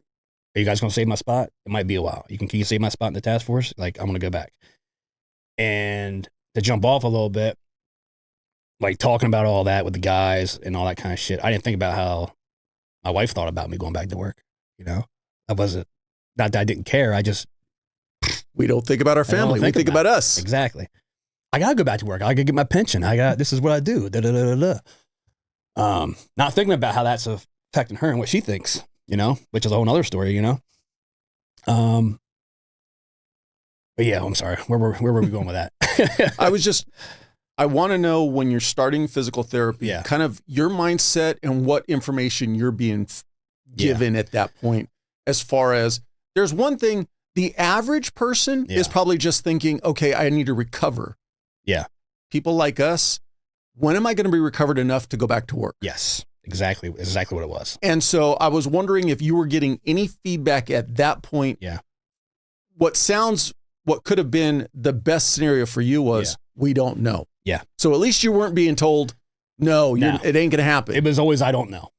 I don't know, but you're probably looking at a 2-year recovery was it. That's what it was. Okay. Yeah. So your first physical therapy session started when? Following morning, at like 9 o'clock or something. So 2 1-hour sessions a day, which were rough. But the problem I had with it was, it was 24 hours in a day, man. So I got 22 hours left, and it's like, they put you back in your room, and it's like, what are you going to do? Watch Netflix? You know what I mean? Which I'm not slapping them because you can only do so much, right? How long were they saying you were going to be in the hospital? Minimum 2 weeks. Okay. The goal was 2 weeks. So I was doing stuff on my own. Like I was going around the room, piddling stuff with my hands to get my fingers moving, just like I did in PT sessions. I wasn't allowed to get out of bed by myself, but I was doing it the best I could. I would try to get myself up, with my elbows or my good leg. I would get my walker close to the bed and try to hang. I couldn't hang on, but I would use like my elbows on it, and I would try to stand up and sit down to get my leg moving because there was a lot of atrophy in my leg from all the surgeries and stuff. It was kind of frozen, so it's breaking up all that. So I tried to do a lot of that on my own, just as much as I could. I got caught a couple of times in my room, like sneaking around, and I got yelled at a couple of times. Not like really yelled at, but they don't like it. But I was just kind of push myself a little more, like in my PT sessions. Like if they told me to do something 3 times, it was I did 4, 5, or 6. If it was like do 3 rounds of this, I was doing 5, 6, 7. I was trying to do a little extra because my thing was, if you're going to hold me to this standard, I knew I could hold myself to a higher standard than you're going to hold me. And that's kind of how my mentality has always kind of been, but that really came through a lot more after this happened, So that was my mindset, man. And I kept rocking and rolling and pushed myself in there as much as I could. And I remember on day 1, when I had my first meeting with the staff, they gave me their expectations. And their expectation for me was, if we can get you out of here in 2 weeks using a walker, then that's really good. Like we're setting you up for some success. Okay. Well, what I hear was, you think I could do one thing, but I know I can do better is what I hear. So I gave them my expectations back to my physical therapist, which was, I'm not walking out of here on a walker. I want to walk out under my own power. So the day came to leave, and they're like, all right, we're going to go down, blah, blah, blah. Like, okay. And they had my walker and a wheelchair and crap. And I was like, I'm walking out. They're like, well, we're going to wheel you down. And you can walk to your car from the front door, which is parked at the front door. I'm like, no, it's not the deal. Like, I'll stay here another 2 weeks. I'm not leaving. So a little bit of rigmarole, chatter back and forth on how to do this, because they have policies they have to abide by. But I feel like they probably broke the policy, because we came to an agreement where they were going to let me walk out all the way, but somebody had to stay behind me with a wheelchair, and somebody had to be in front of me with a walker. Stupid question. Had you walked without a walker at that point? Yes. Okay. With somebody, like, right. Holding me or whatever it may be, and not long distances. Right. So that's what we did. We walked down, somebody behind me, somebody in front of me. The deal was, don't touch me unless I go down. But even if I went down, I didn't want anybody to touch me, So we make it out, man, make it down the hallway, down the elevator, out the front door to the car. And my wife drives me home, a little procession leading us home. Please tell me you sat down in the passenger seat, went, damn, that was a dumb idea. Yeah. I was like, I should have just ate dinner. No, I mean, like walking, this whole thing, like, I got to walk to my car. Yeah, well, I got to the car, and I was like, I sat down, got my left leg in, sat down. I was like, the nausea kicked in. I don't think I can bend my knee to get my leg in here the rest of the way. So I had to like put the seat back all the way, I think, and kind of get it up in there. So I remember driving home on Route 1, because Route 1 goes the whole way home. It was crazy, man. There was people camped out on the side of the highway with their families, people on overpasses with flags. And my wife and I cried the whole way home. But it got to the point we were like, every overpass we came to, we just started crying and laughing. Because, you know what I mean? It was just like a happy moment. That was it was funny to look back on that. So we get home. Very sarcastically, yeah. I don't want to ever experience that. No, you don't want to experience that. No. So I'll live it through your story. Yeah. Funny story, because we were talking about Biden's traffic and stuff. He was on his way to his beach house about 10 minutes ahead of my procession. And his detail, whoever it was, I remember called. Oh, so they were just out there for him, not for you. They thought they were out there for him. And they want to know why everybody's on the highway for Biden wearing all these flags and stuff. And they're like, it's not for him. It's for this cop that got shot, dude. And the word I got was they were kind of annoyed by it because of safety, security shit with the president, but whatever, dude. I never even heard from that guy, so. And he lives there, but whatever. That's another story. So we get home, and I got out. From the flip side, though, they were driving on the highway, and he's like, oh, look at all these people out here for me. They love and me. His handlers were like, boss, they're here for you. Bobblehead back there, yeah. Exactly, he probably was.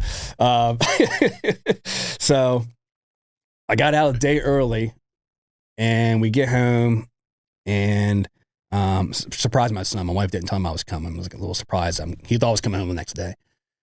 And I remember he ran up to the car, and I remember he basically jumped on me. And I remember it hurt like shit because he landed like on my leg. But I didn't care, I just gave him a big old hug and whatnot. And I remember we got into the house, and I'm a big bourbon guy. Still am. And my father-in-law had a nice glass of bourbon on the table for me. And I had like 2 sips of it because I was still on a bunch of painkillers. I was going to say that probably went really well. I had a couple of sips, and I was like, oh, well, that's good enough for now. I'm on a lot of stuff here. So, put that aside. But I remember that was just a great moment, And then that was on a Wednesday. The next day, Thursday, was New Year's Eve. So my wife called the outpatient therapy place I was going to go to, which is close to us, obviously, in Rehoboth Beach. And once she tries to get me lined up, so she gets me lined up that night, New Year's Eve night at like 6 o'clock or something, for my first PT session. So go in, meet the physical therapist.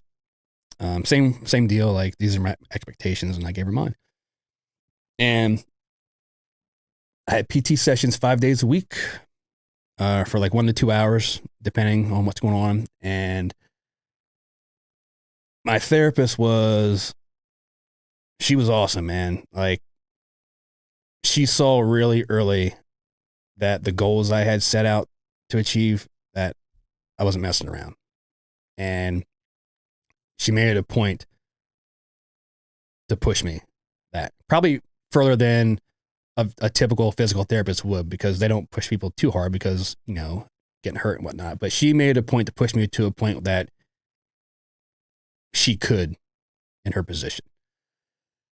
And she believed in me, and I knew she believed in me, So that was January. April comes, and at that point in time, what was the plan, or what were you looking at? Yeah. I know we talked about you were on a 2-year recovery plan, but at the kickoff of that physical therapy, what was the path, in the sense of, hey, we're going to do this for 5 months and then it's going to be on your own? I mean, was there a plan in place at that point in time?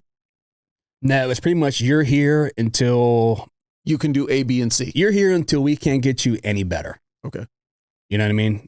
I ended up being there in total like 1 year and 9 months, just shy of 2 years. Mostly because of my hands. So. And what's the mobility or limits to your hands at this point? You're talking New Year's Eve 2020. Yeah. Do you have 50% mobility? It's less, man. My thumbs don't work at all because I still have, like, my right hand still had like a fixator in it, like sticking out through the bones. And my left thumb didn't work at all. And my index fingers were getting better, but they locked up a lot. Even now they lock up a little bit. Not a lot of movement in my fingers. It was starting to come back a little bit, but my thumbs were the main problem. They were and they're still a problem now. So like my right hand now, like that's all the mobility I have here. And then my left hand, I have mobility at the bottom, but the knuckle doesn't move, which is probably why I'm so fucking happy all the time. Just thumbs up, dude. You're a future politician. Yeah, exactly, right? Don't tell my wife that. She doesn't want me to get in politics. Let's talk about that. Yeah. Let's change the subject. Yeah, we're running. No. So, yeah, go ahead back to that question. I can't remember what it was now. So then December 10th, the shooting. Yeah. December 31st, you see your physical therapist the first time. Yes. The bulk of what you're there for is your hands, because you've got some mobility in your leg at this point. The leg, right? I had mobility. I'm walking around. The knee, we're still working on that mobility, like getting my knee bending a lot. So it was a lot of, I would say the leg was not 100%, but I took my first, so April comes and came into physical therapy one day, nice spring day. And I told my physical therapist, I was like, she's like, let me do this. I was like, I'd like to go for a little run today. It's nice out. And she was like, all right, fuck it. Let's go for a run. And I was like, oh, all right. You weren't supposed to say yes. You weren't supposed to say yes. So we go outside and you could call it a run, I guess. It was like more of like drag myself down this half a block and back. Half a trot. Yeah, exactly. So I went out there, man, and I did like half a block and back. And I remember running back to my therapist and I remember crying. Cause I just felt like a kid learning how to ride a bike, you know? It was just like, I don't know, man. It was just a weird moment. You know, they give you up to 2 years and I'm already starting to do that, you know? Before that day when you tried running or whatever you want to call it, what's your headspace like as far as, am I getting from your self-talk? Yeah. Are you still, I'm getting through this and I'm going to get back to work? Or are you having any doubts at this point? I'm going back to work. That's my mind. The opposite side, what's your response like from your agency now? You're 4 months into rehab. Yeah. Are they supportive of you? They're like, hey, take how much ever time you need. Yeah. Or are they starting to give you that, do you really want to come back? You know, what's your plan? They were good with me. My chief at the time, we did not like each other before this. And I would get questions sometimes like, do you know when you're coming back? And I'm like, no, dude. I got shot 6 fucking times, bro. Like, I don't know when I'm coming back, you know? But outside of him, like, I wasn't giving any problems, like, you need to hurry up or, you know, anything like that. Like, they weren't gonna cut me out of my job or anything like that. I had no problems with my agency for that. Just the way certain things were handled poorly with him. But outside of that, I had no problems. They were great. The guys were great. The city council supported me. It was no problem, no issues with that. Did they get much flack from the community over the shooting? As far as, because I remember you were saying that just the city in general. Yeah. Because you're talking about a period where every time there was a law enforcement shooting, they would come out of the woodwork. No. Did it kind of go away pretty quickly? We never had any problems. That was one of the main concerns. Like the first few days, we had officers stationed at our house with my wife while I was in the hospital. Because they were retaliation or reporters or whatever. But never had any problems, man. The community was phenomenal for me. They came out in droves to support me and my family. We didn't live in Milford at this time, but the Milford community came out and supported. They did, fundraisers for us. But the community that we lived in at the beach was just as good. We had a local restaurant. The first week I was in the ICU, they fed my family every day, breakfast, lunch, dinner. It was totally opposite of what you expect. 4 months into physical therapy, you running the first time. Walk me through then the progression of physical therapy. So keep doing the same things that we've been doing, just building. I'm doing stuff at home like I always was. I'm running at home. My wife's running with me a little bit. My son, he turned 8 in April, he starts running with me. And I just keep pushing it out.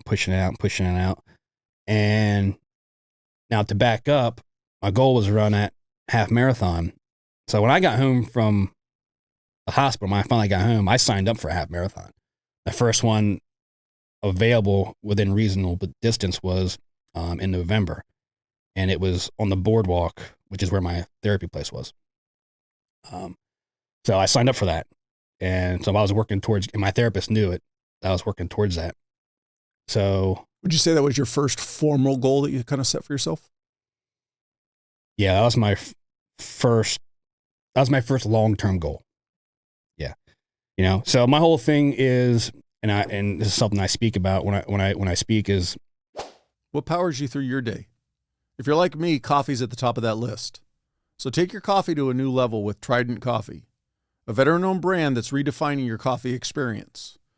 Cold brew experts, their instant cold brew is a game changer. And though they roast their beans to excel as a cold brew, trust me, their coffee tastes just as amazing hot. Trident Coffee is also committed to your wellness, with ingredients like organic mushrooms, adaptogens, and nootropics to help boost your focus and support your immunity. It's made for those who enjoy good coffee and value quality and health. Whether you're looking for that perfect, refreshing cold brew or a smooth cup of hot coffee to fuel your day, Trident Coffee has you covered. Head over to tridentcoffee.com and use the promo code TDP15 for 15% off your order.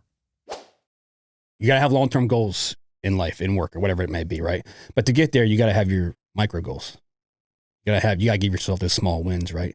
You can't just run into something blindly. I want to do this and then wear yourself out because you're not giving yourself and those little victories along the way, right? You got to reward yourself to keep that momentum going, to keep that mindset, right? That winner's mindset. So I did that, my goal today is to go, I did a mile yesterday. I'm going to stretch out to a mile and a half tomorrow. Next week, I'm going to get to 2. I just started giving myself goals like that. Or even like with my exercises, like with my leg, like today, my knee only bends to this degree, but by the end of the week, I want it to be here, So I built on that with everything I did. Everything I had to work on, I always had small goals leading up to it. So. Did you already set a return to work date in your head at this point in time? No. For some reason, I thought it would be a lot quicker. Like as time went on, I was like, man, I thought I'd be back by now. Like, June came and I'm like, man, I'm not back to work yet, because I didn't realize, I thought my hands would get better. A lot better than they did. Right. So that was one thing that really wore me down, was not knowing the outcome of that. What you got to do? Actually, one of my partners from the task force. Anyway, so not knowing the hand situation was like driving me mad, because it was like I had one surgery on my leg. I had a number of surgeries on my hands. It was like every time I turn around, I was like, Jesus, man, I gotta have another surgery, dude. Like, come on, And what was causing the repetitive surgeries? Cartilage buildup. They took plates out of one of my hands. Well, some of the plates out of this thumb. They took the plates out of here. I still have them in my hand, but behind my thumb here, they took the plates out. Like, we'll take the plates out. The bone's healed. We'll take the plates out. Then we could work on, getting that mobility back. Maybe that'll help. Didn't help. We went back into my right hand a couple of times to clean up cartilage and all kinds of stuff to try to get the soreness out of it, the stiffness out of it. Didn't work. So it was just like a battle back and forth, like all the time, and eventually got to the point it was like, I'm not doing any more surgeries, dude. Like, this isn't doing anything. I'm just torturing myself here, So didn't do any more with that. We just continued with physical therapy. How are you staying positive mentally through all this? It gets to a point where like, I'm not even really thinking about work much anymore. I'm just thinking about my day to day, and I'm not thinking about work yet in general. Like, what am I going to do in case? I'm just worried. I'm just concentrating on getting physically better for my family, so I can play baseball with my son, so I can go on runs with my wife, so I can pour my own cup of coffee, Work was like, I wanted to get back, but it was like, I'll get there when I get there kind of deal, But at some point in time, you hit a fork in the road. Yeah. And what I'm saying is that first 4 months, I'm getting back to work. Yeah. Tell me what I got to do. Right. Then a couple months into it, you're not progressing as well as you want to. Now you have to hit that fork in the road of, all right, I'd like to get back to work, but I just need to get to a point where I can be self-sufficient. Yeah. So I would say about at the 1 year mark is when I was finally like, what the fuck is going to happen here? That's when it was kind of like, I would say after the November half marathon and all the excitement was gone, it was like, what are we looking at here? Am I going back? Am I not going back? If I'm not going back, what's it look like? What's the pension look like? What am I going to do? You know, that's when wheels started turning, and I started looking into. I started diving into the state pension and what the disability pension looked like for us. Let's not blow up by it. You got through the half marathon? Got through that half marathon. It was my fastest half marathon I ever ran. 2 weeks later, I said, fuck it. Signed up for another one. Ran it faster. I'm not even going to ask what your time is because it's probably injured. It's probably still faster than my fastest. It was, I think my second one was 8-minute mile flat for 13 miles. I hate you. Yeah. And then I did a number of things after that. At the 18-month mark, I did a half Ironman at 18 months.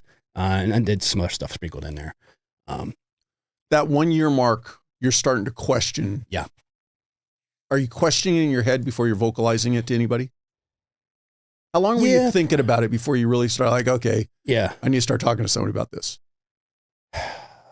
I think it bounced around my head quite a bit. I just didn't really think about it. And then after that race, I started voicing it with my wife. Like, I need to start looking at what this disability pension looks like, just so we have an idea. You know what I mean? And I looked into it and I found some problems with it that really scared me. And one of the problems was with the disability pension, with the state pension system, if you went out on disability, you know, you, depending on what it was, you get between 50 and 75%, whatever it was. Okay. But you had an income cap. So that you could earn in addition to that. Correct. So let's say you retired, and at the time of your retirement, you made $70,000. That was your salary.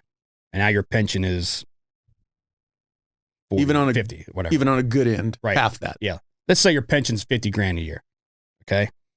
So you're getting your pension over here, $50,000 a year, whatever.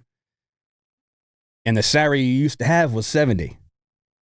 Now, if you get another job, you can make up to 70. But if you exceed that 70, every $2 you make over, the state's going to take $1 out of your pension. Wow. So if you go and make 90, or you go and make 80, they're taking, 10 grand or whatever out of your disability. So you get penalized. And I thought, dude, this is a real problem, man. Like, how has nobody caught this or said anything about it that has medically retired before? Like, this is insane. So a friend of ours was a lobbyist, and there's the politician. So funny story, and it's in the book too. You got to have a soapbox to stand on. So the guy, one of my best friend in the world, man, he's on the task force with me. He was the one of us four that wasn't there that night because he was on an extradition back from Atlanta. His wife's a lobbyist. So, and my wife's and I's best friends.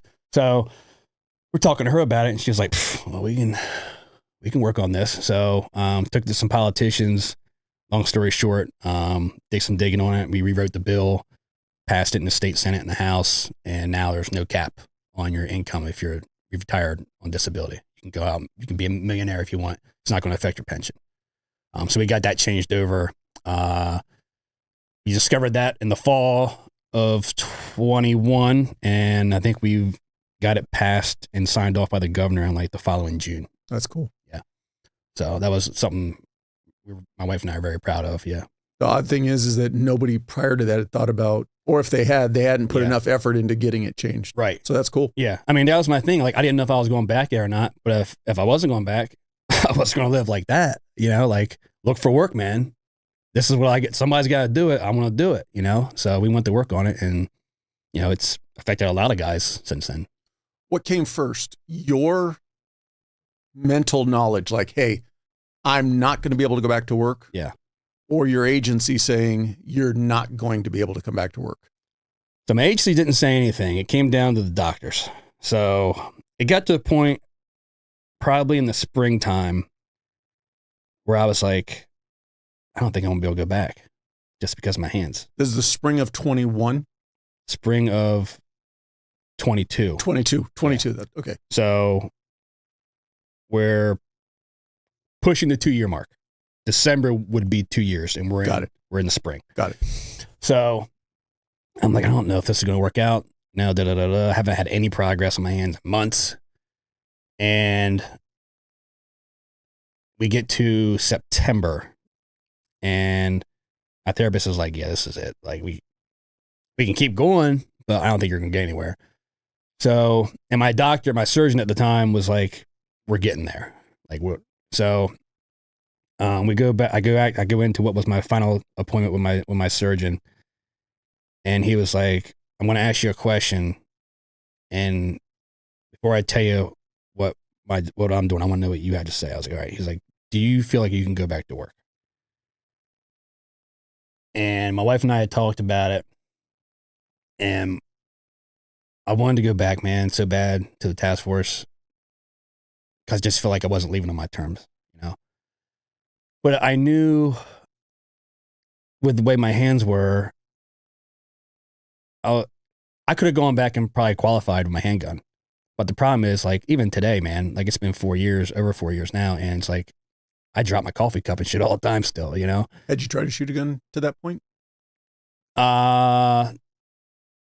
No. I had not been to the range yet. Oh, no, I'm sorry. I did. I went one time and shot like 5 rounds. And it hurt. So I told him, I was like, look, man, I want to go back. Mentally, I can go back. But I feel like if I do go back, I'm not just putting myself, but I'm putting the guys I work with, I'm putting the public, I'm putting everybody in danger. Because I just don't feel like I can rely on I drop my coffee mug twice a week, or I can't open a jar of pickles. My wife has to open it, you know? He's like, well, I'm glad that's where your mind's at, because I'm not signing off on you anyway.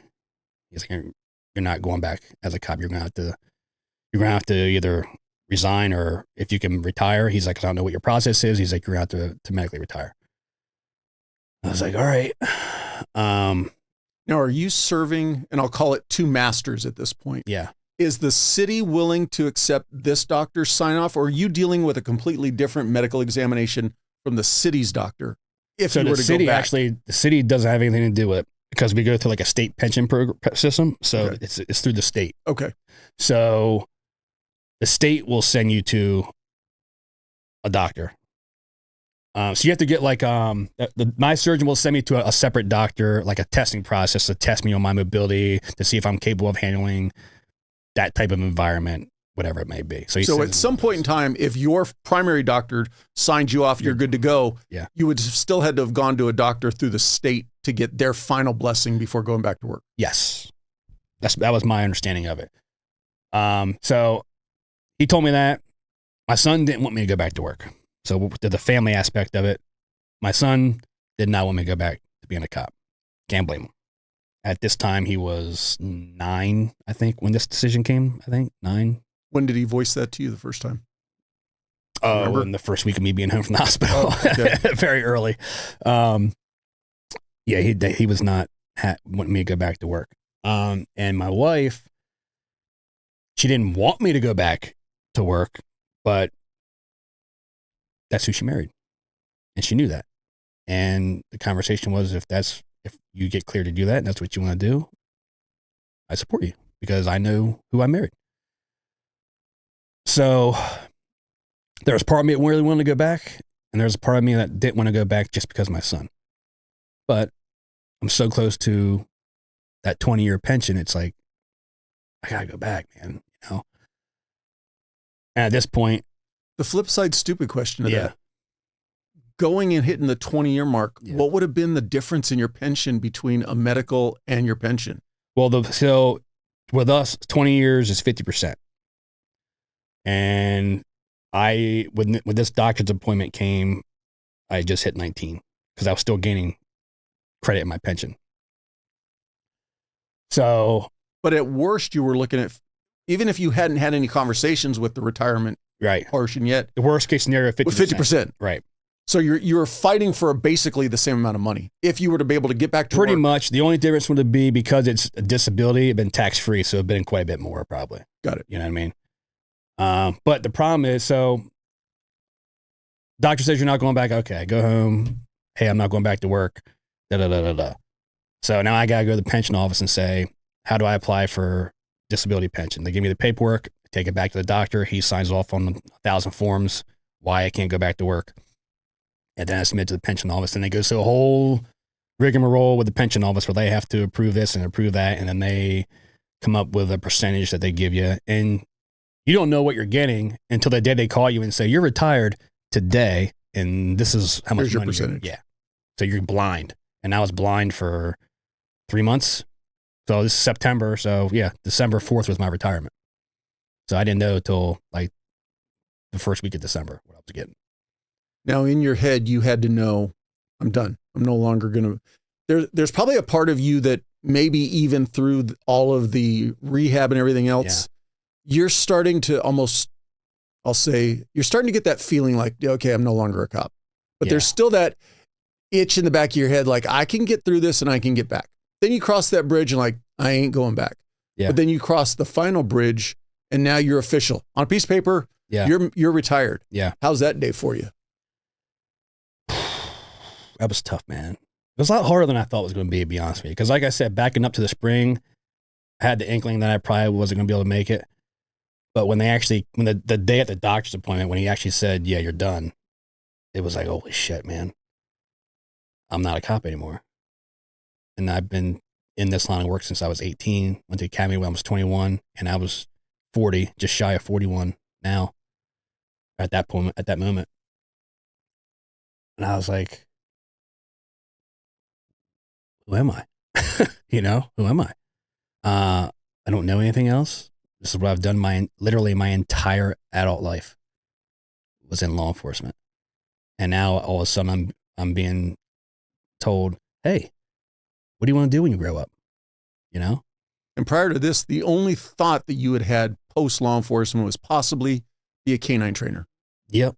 And I was out of dogs way out of dogs at this point, So that ship had sailed. I wasn't like, I'm not going to go backwards and learn all that crap again, like I'm out of that world. But, so I had been doing, while I was out those 2 years, I had been doing some public speaking, for free because I couldn't have two incomes because I was out on workman's comp. So I was doing like local stuff like academies, some small like nonprofit events and stuff like that. So I was doing that. I was already in the process of writing the book, and I started a nonprofit. My wife and I started the nonprofit. All right, you're jumping too quick for me. There's still a couple questions I have. Yeah. You mentioned previously that your agency would have given you the opportunity to go to the CI unit. Were they trying to work with you in any way of giving you a modified duty or anything like that? Or was it something you just didn't want? No, I was told if I come back, I'm back to the drug unit and I'm back to the marshals. That's what you want to do? Yeah, that's what I want to do. It's yours. When you come back, if you come back, it will be there for you. And the marshals had my spot held for me too. I wanted to go back into the thick of it. That's unusual. A lot of the people that I've had on this podcast, one of the biggest, because the other thing that was rattling in my head, was there ever a point with your workers' comp that you ran into like, hey, you've been on workers' comp now for almost 2 years? Yeah, I was getting there. That was starting to press. Like, this is going on. Like, you got to get to a decision. That's where the therapist was like, we're getting there now. Honestly, if I would have went back, I would have went back doing that, but it probably would have been for like a short stint just to like appease myself. Like, I came back and did it. Right. And now, hey, can I move into more of like a detective role in the office, doing whatever in the office to make it more fitting for the family? But I just wanted to go back and, say I was able to go back and do that again, But that's probably what would have happened. I probably would have transferred after, a few months and done something a little safer. So let's hit on both of them. And I'll let you pick which one first.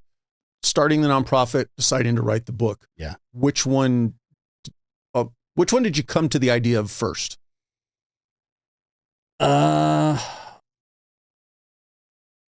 book, simply because during my recovery time, like from day one in the rehab, I kept a journal on my phone, like voice to text, because I couldn't write. So I kept like a daily journal, and it started out as I wanted to have something to look at day to day, week to week. Like, what did I do today that made me feel this way? What did I do this day that made me feel that way? How's my progress? Why can I do this today that I did last week? You know what I mean? It's kind of like to help me process things. Plus, I couldn't remember a lot because, like I said, I was on a lot of medications, and they had me on this medication for like it was like a nerve medication. What was it called? Gabapentin.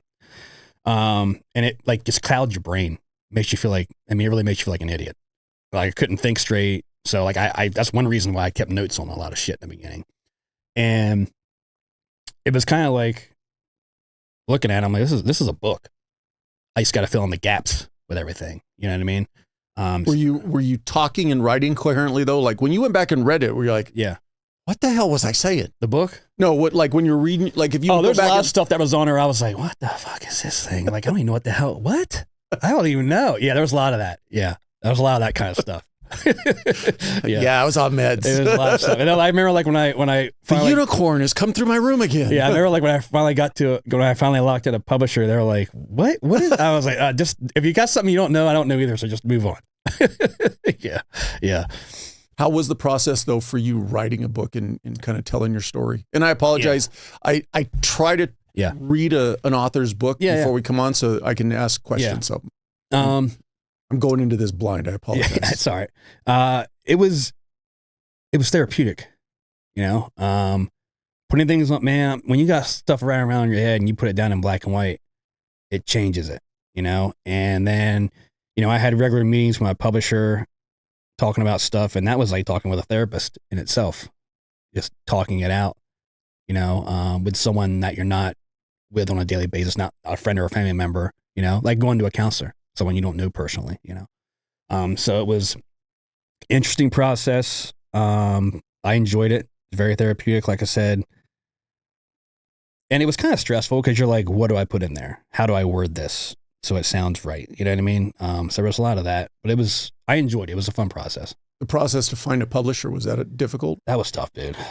That was tough, man. I reached out to publishers who just ignored me, or, you know, they wanted you to give them a crap ton of money to get it out. And it's like, dude, I don't have money like that, man. You know what I mean? And finally I came across one that it just seemed to be like a good fit for me. And it worked out great. She's great. She wrote the book with me. BJ, she's on her name's on the front of the book with mine. And it was a good fit. Yeah. Does she specifically target veteran and first responder stories? No, but she does target stories of like resilience and, you know, overcoming. She targets a lot of stuff like that. Yeah. As rhetorical, kind of odd as this sounds, what did you learn about yourself putting it down in black and white and putting this story out for everybody? Man, learn about myself is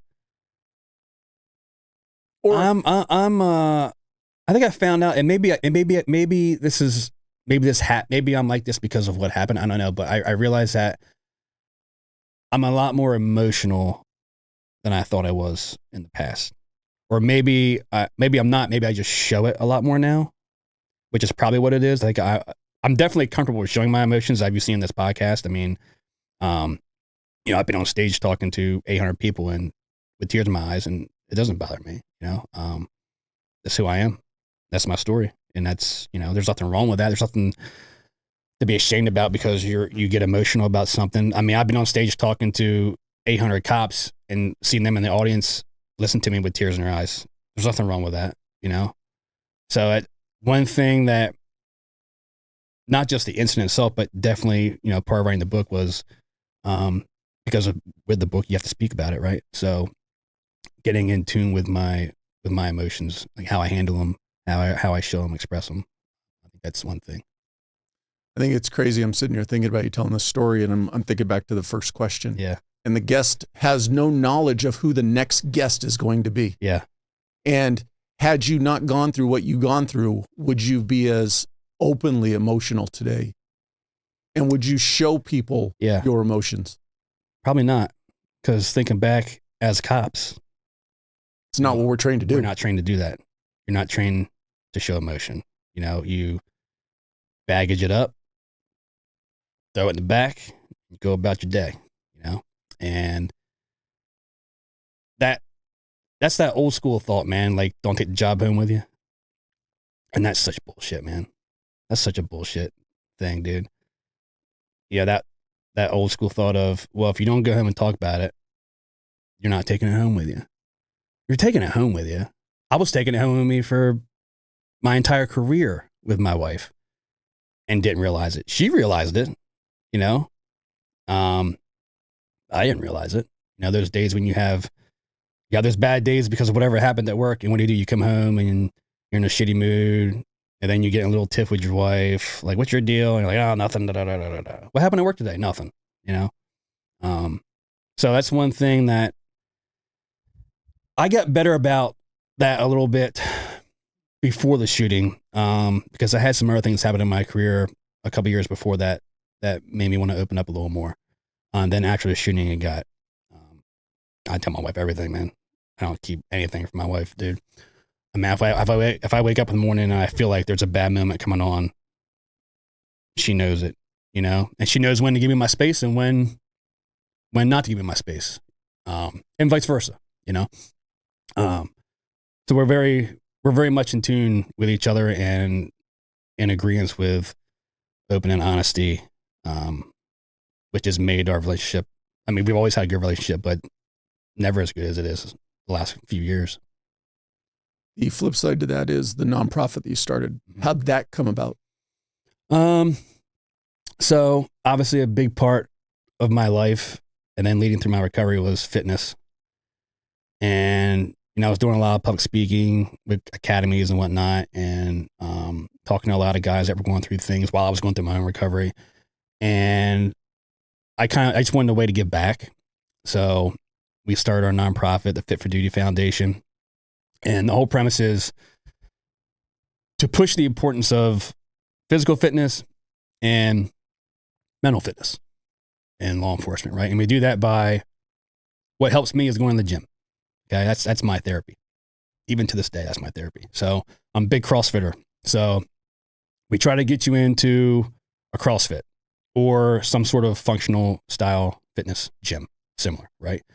And the reason CrossFit is not because it's end all to be all, but there's accountability there, right? Like, you walk in there, this is the workout on the board, everyone's doing it with you. There's a coach that's going to help you do it, as opposed to going to like some random monthly membership gym where you just go lift weights and there's no accountability, right? You go to CrossFit, there's accountability. So we get you in there, we pay for your first 3 months membership, and then after that, you pick the membership up, and we try to get that gym to keep you on at a reduced, more affordable rate so that you're more inclined to stay in. Yeah. Did you do this all on your own, just you and your wife, or did you put a committee together or a group to? So I have a couple board members that help out with some stuff here and there, like, you know, legal stuff and everything. But for the most part, my wife and I just kind of run it for the most part. Yeah. You finding that you're getting a lot of positive response from fitness centers that are willing to work with you? Because I know from the jiu-jitsu side of the house, there's the Adopt a Cop program where they work with jiu-jitsu studios to help cover tuition with up Mitch. Through blue belts. Yeah.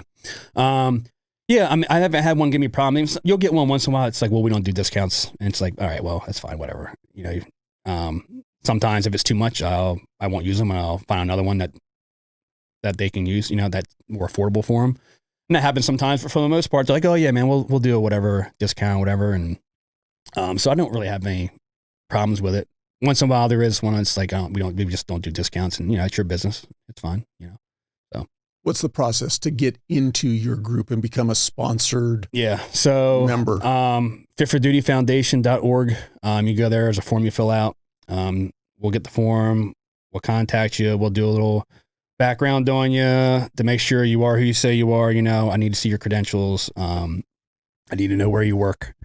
all that kind of stuff. And once we get that approved, then we'll go into, okay, well, where do you want to, what gym do you want to go to? If you don't know, we'll look up one in your area. Now we'll give you options, and we'll call the gyms and we'll get price points for you, and we'll try and make it as effortless for you as we can until you get in the gym that day, right? So it's a pretty simple process, but you don't apply and you're in. Like, funds are always a thing. You gotta look at your funds, but it's also, are who you say you are. What's your fitness level? Because I've had some people apply like, oh, I've been in CrossFit for 10 years. I'm not going to sponsor you. Like, you're already doing it and you're in good shape. The goal is to get people in there to get cops in there who they want to get on that path and they don't know how, right? Maybe you're in good shape and you work out a little bit, but maybe you need something different because mentally you're not there. Or maybe you don't work out at all and you're like, man, I'm chewing bubble gum and I'm putting everybody at risk, including myself, and I need to do something. I don't know how.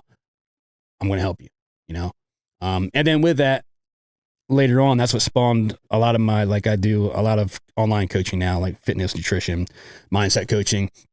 And I really enjoy that. It's one way I like to give back. I mean, it's a business, but I enjoy I enjoy helping people that way, especially cops. So a lot of times, someone will apply to Fit for Duty. I'll get them in and I'm like, oh, like, we'll bring them on the coaching program and try to get them eating right, get them into some daily disciplines, things like that. What's your long-term vision for the nonprofit? I would eventually like to get to something, I don't know what yet, but something more into mental health.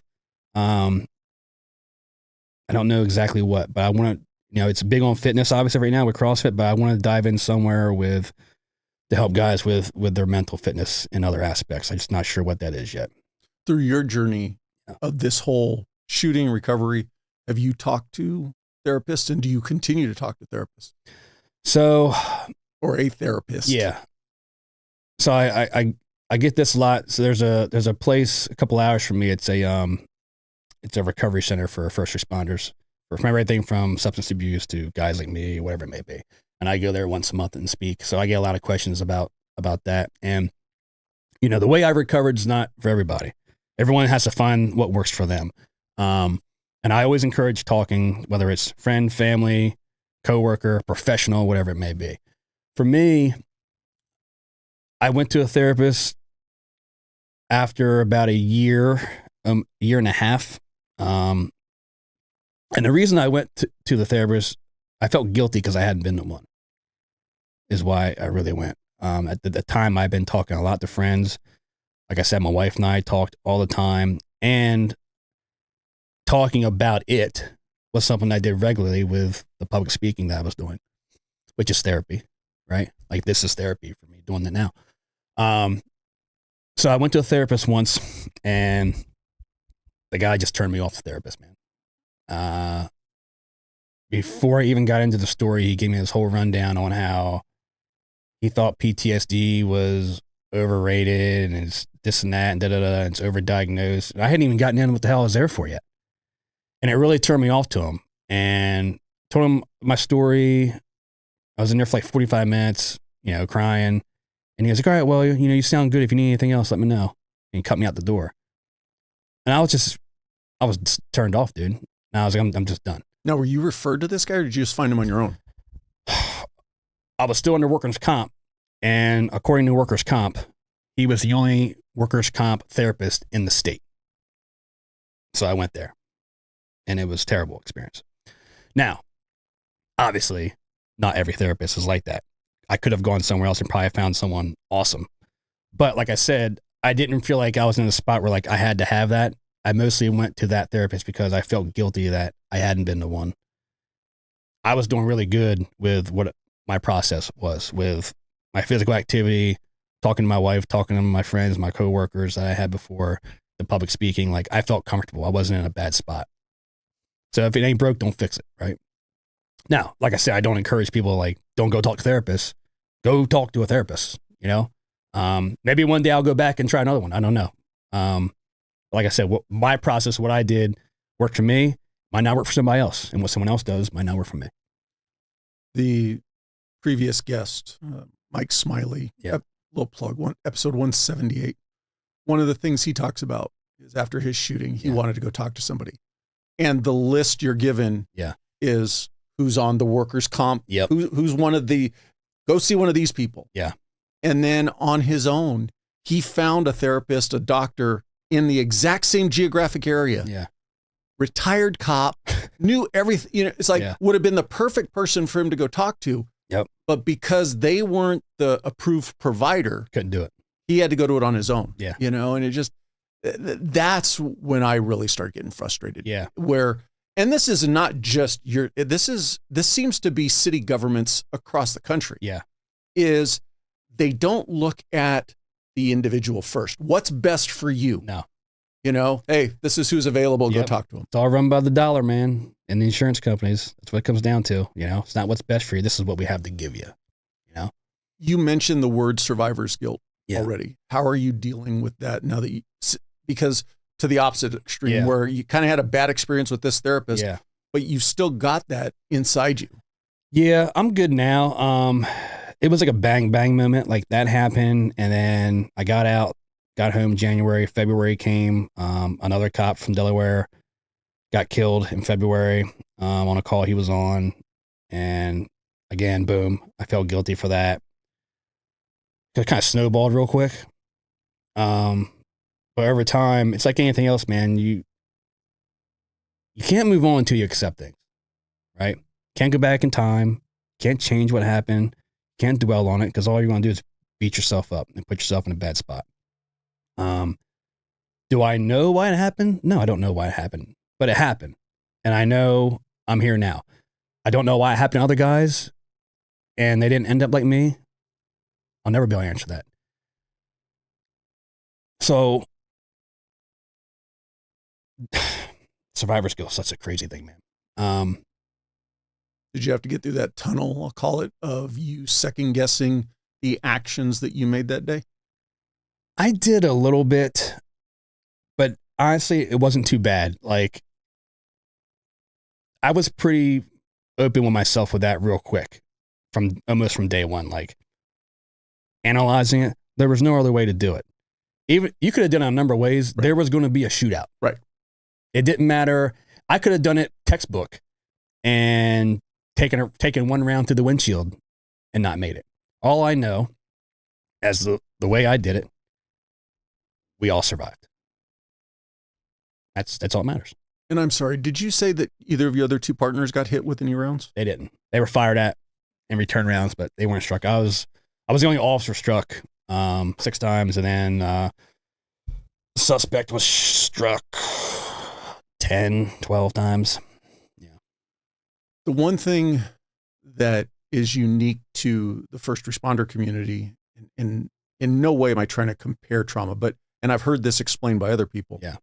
Veterans deploy, they see horrendous things, but when they come back home, there's very little reminders of what deployment was like. You have that hotel. Did you have to push yourself to go and, hey, I got to go sit in this parking lot? Yes. That's a great question because I talk about that a lot. So I still live 10 minutes from that hotel. I pass it every day. I had to pass it every day to go to therapy and back. So that first day home, went to therapy.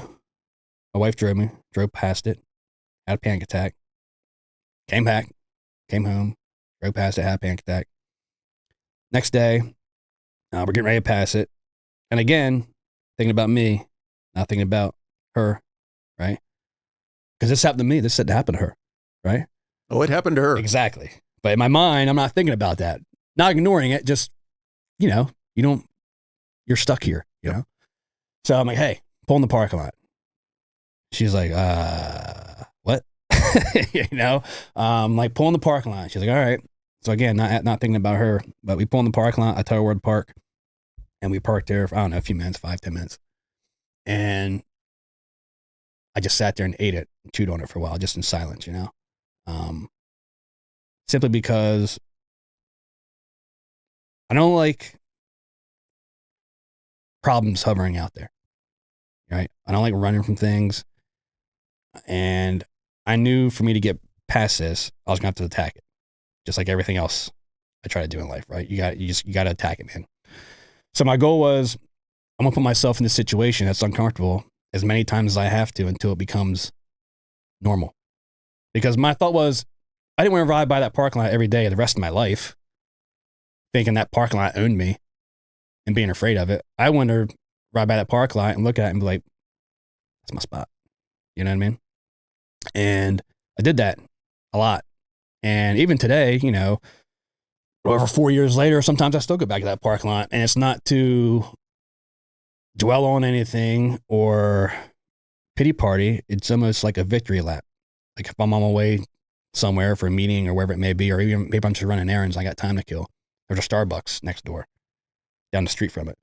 I'll get coffee and I'll go sit there, enjoy my coffee, catch up on some emails, whatever it may be. Not even thinking about the place, but I'm there in that area, in that spot, because I can, because it doesn't affect me, because I've pretty much trained myself that it's nothing wrong with this. This parking lot's not going to hurt me anymore, you know? So that was something I attacked from day one, like very early on. Yeah. What is your long-term? I know I asked long-term for your nonprofit, but what are you thinking about for yourself long-term with all this? The transition story it's different for everybody. It's been really hard for me. The nonprofit's fun. Public speaking, I really enjoy it. I haven't grown it to where I want to grow it yet, but you know, it's a process, right? So in the meantime, it's like, you know, I want to start something I need regular income, right? Public speaking is great. And you can make good money doing public speaking, but you have to be consistent. And that's a hard job, man. I don't think a lot of people understand, like, the public speaker world is, it's a hard area to get into. And once you get into it, it's a grind, dude. It's a grind to get in places to speak, to negotiate your contract, word of mouth. It's a tough industry, but I enjoy it. But I need something other than going back to an office job. So, well, real quick on the public speaking too, is it takes you away from your family. I know you mentioned you try to travel with your wife, but you're not always able to travel with your son. Right. You know, and you get to a point, you're like, okay, my story is important to tell and I want people to hear it. Yeah. But I'm on the road 300 days out of the year. Right. You know, so it's like, where do you find that balance? It's tough, man. Cause like I said, I try to make family time, you know, over everything. So it's a really tough balance. So as much as I'd like to do that full time, maybe sometime I will. But again, so you said, it's time away, you know, time away from my son. He'll be 12 soon. You know, he's like prime age for like cool, fun sports stuff, you know? So in the meantime, I've been struggling. I say probably the second half of this past year, I started struggling. I had a great year last year with speaking, getting into conferences and stuff. I had a really good year. Honeymoon wore off. Yeah. Well, it got to the point where I started getting closer to the end of the year and realizing, like, dude, I didn't meet the goal for going into 25 with the amount of gigs I had scheduled. Right. Part of the process. Right.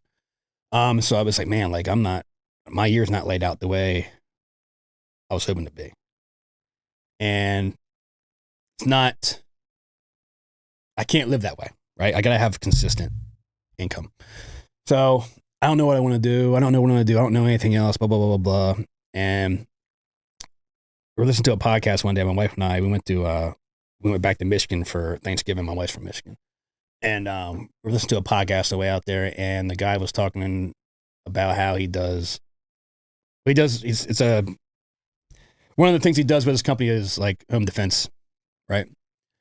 And she was like, why don't you do that? I'm like, do what? She's like, why don't you get into home defense? You talk about how you miss tactics, you miss this, you miss that. She's like, you were SWAT for 13 years. You were on the Fugitive Task Force for 4 years. Like, you know this stuff. You know, like, our house is a fortress. And I was like, I never thought about that.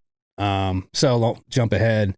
We're going to launch a home defense consulting company. You know, come out to your house. We'll do, you know, go over your landscape, your cameras, all that kind of stuff. And with that, we'll do some tactical movements in your house. We'll do some CQB, some room clearing. how to fortify your residence, how to fight from a fortified position, how to get your family out safely. So that's something we're putting together now, and we're hoping to get out in March. I guarantee you there's a market for it. Yeah. There's a market for that in every neighborhood all around this country. Yeah. And because the thing is that it's really weird sometimes when we get out of our bubble and we start talking to people and just what we think is common sense and just is like, what? Yeah. They don't think about that. And man, you know, like starting a business. Like, what do I know about business? Super easy. Yeah, super easy. Anybody could do it, right?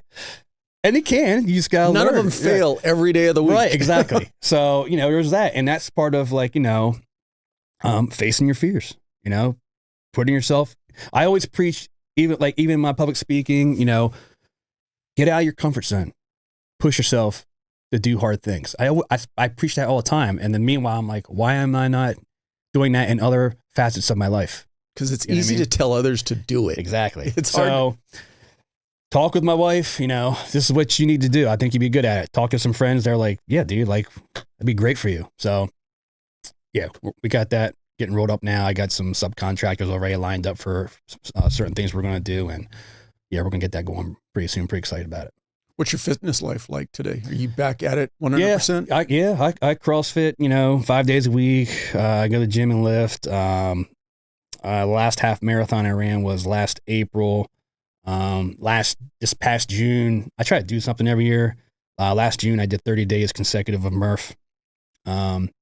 So yeah, I'm really active, dude. I do a lot of rucking. Running's kind of went to the wayside for me just because my knees really hurt me now. So I started getting into rucking, down the beach and stuff. I love that. It's my new thing right now. Anything on the calendar that you're targeting?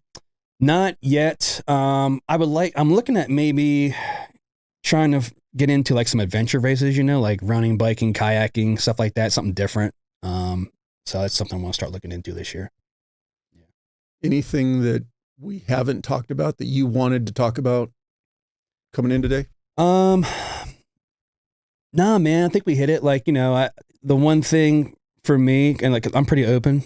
I'm not 100% with everything I do in life, like anybody else. And, you know, I just want people to be open and honest with what they're struggling with, dude. You know, like I said, for me, the transition was really hard for me, man. And it's still hard for me.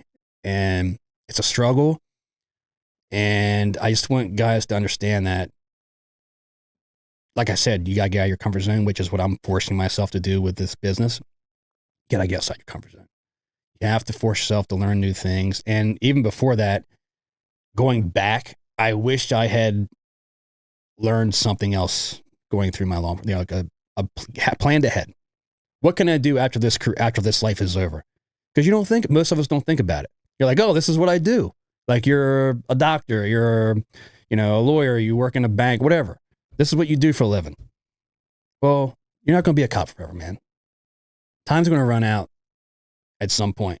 And what are you going to do? And with our profession, for some of us, it's going to run out when you don't expect it. You know, the carpet comes out from under you. And I wasn't prepared for that. And that was my fault because I didn't plan ahead. You know, getting into law enforcement at 21, I should have. But, you know, you're a young kid. You're hyped up. This is what I'm going to do for 20, 30, 50 years, man. You know, I'm Superman, dude. And never crossed my mind. Even getting towards like the latter end of my career, like, you know, when I got hit, I was in my 17th year and I still wasn't even thinking about that. I'm not going anywhere. Like I'm running and gunning. You know, when I got shot, I was 38 years old and I was out running and gunning, man. Like this is life, you know? And then now, you know, here I am. But like I said before, you can't go back and change anything. You know, you just got to make the best of it, move on. And, you know, I put myself in uncomfortable situations starting a nonprofit. That was tough. Something I never done before.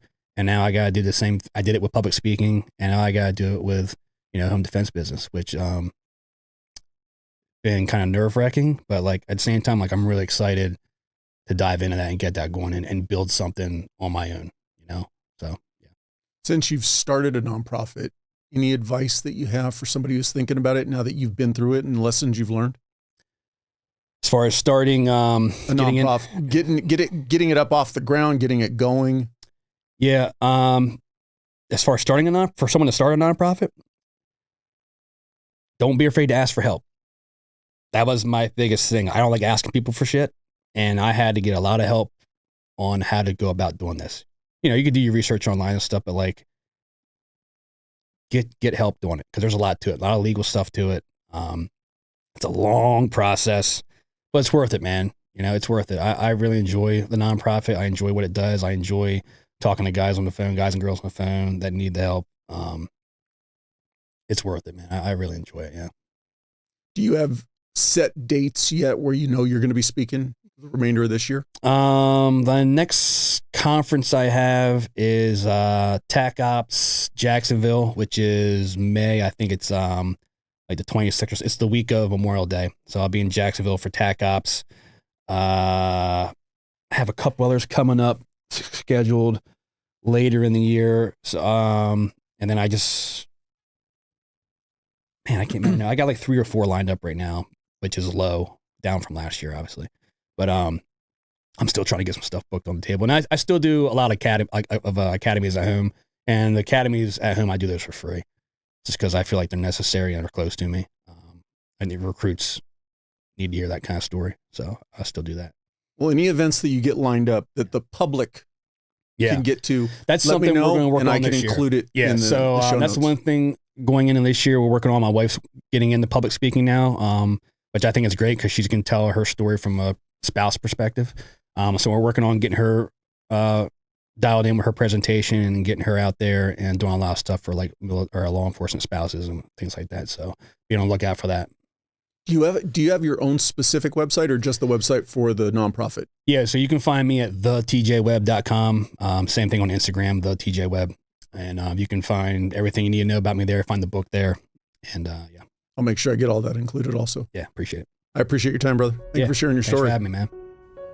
As always, thank you for listening or watching the episode. If you have any comments or questions, feel free to reach out on social media or send me an email. The links are all in the show notes. I'd love to hear from you. Also, if you're not already, please follow the podcast on whatever platform you get your podcasts. You can also subscribe on YouTube. And if you would, please leave me a rating. Ratings do 2 things. You can tell me what I need to fix or improve, and the more ratings also gets the podcast recommended to more people. Another ask. Please share the podcast with anyone you think could benefit from and enjoy it. And last, don't forget, sign up for the newsletter.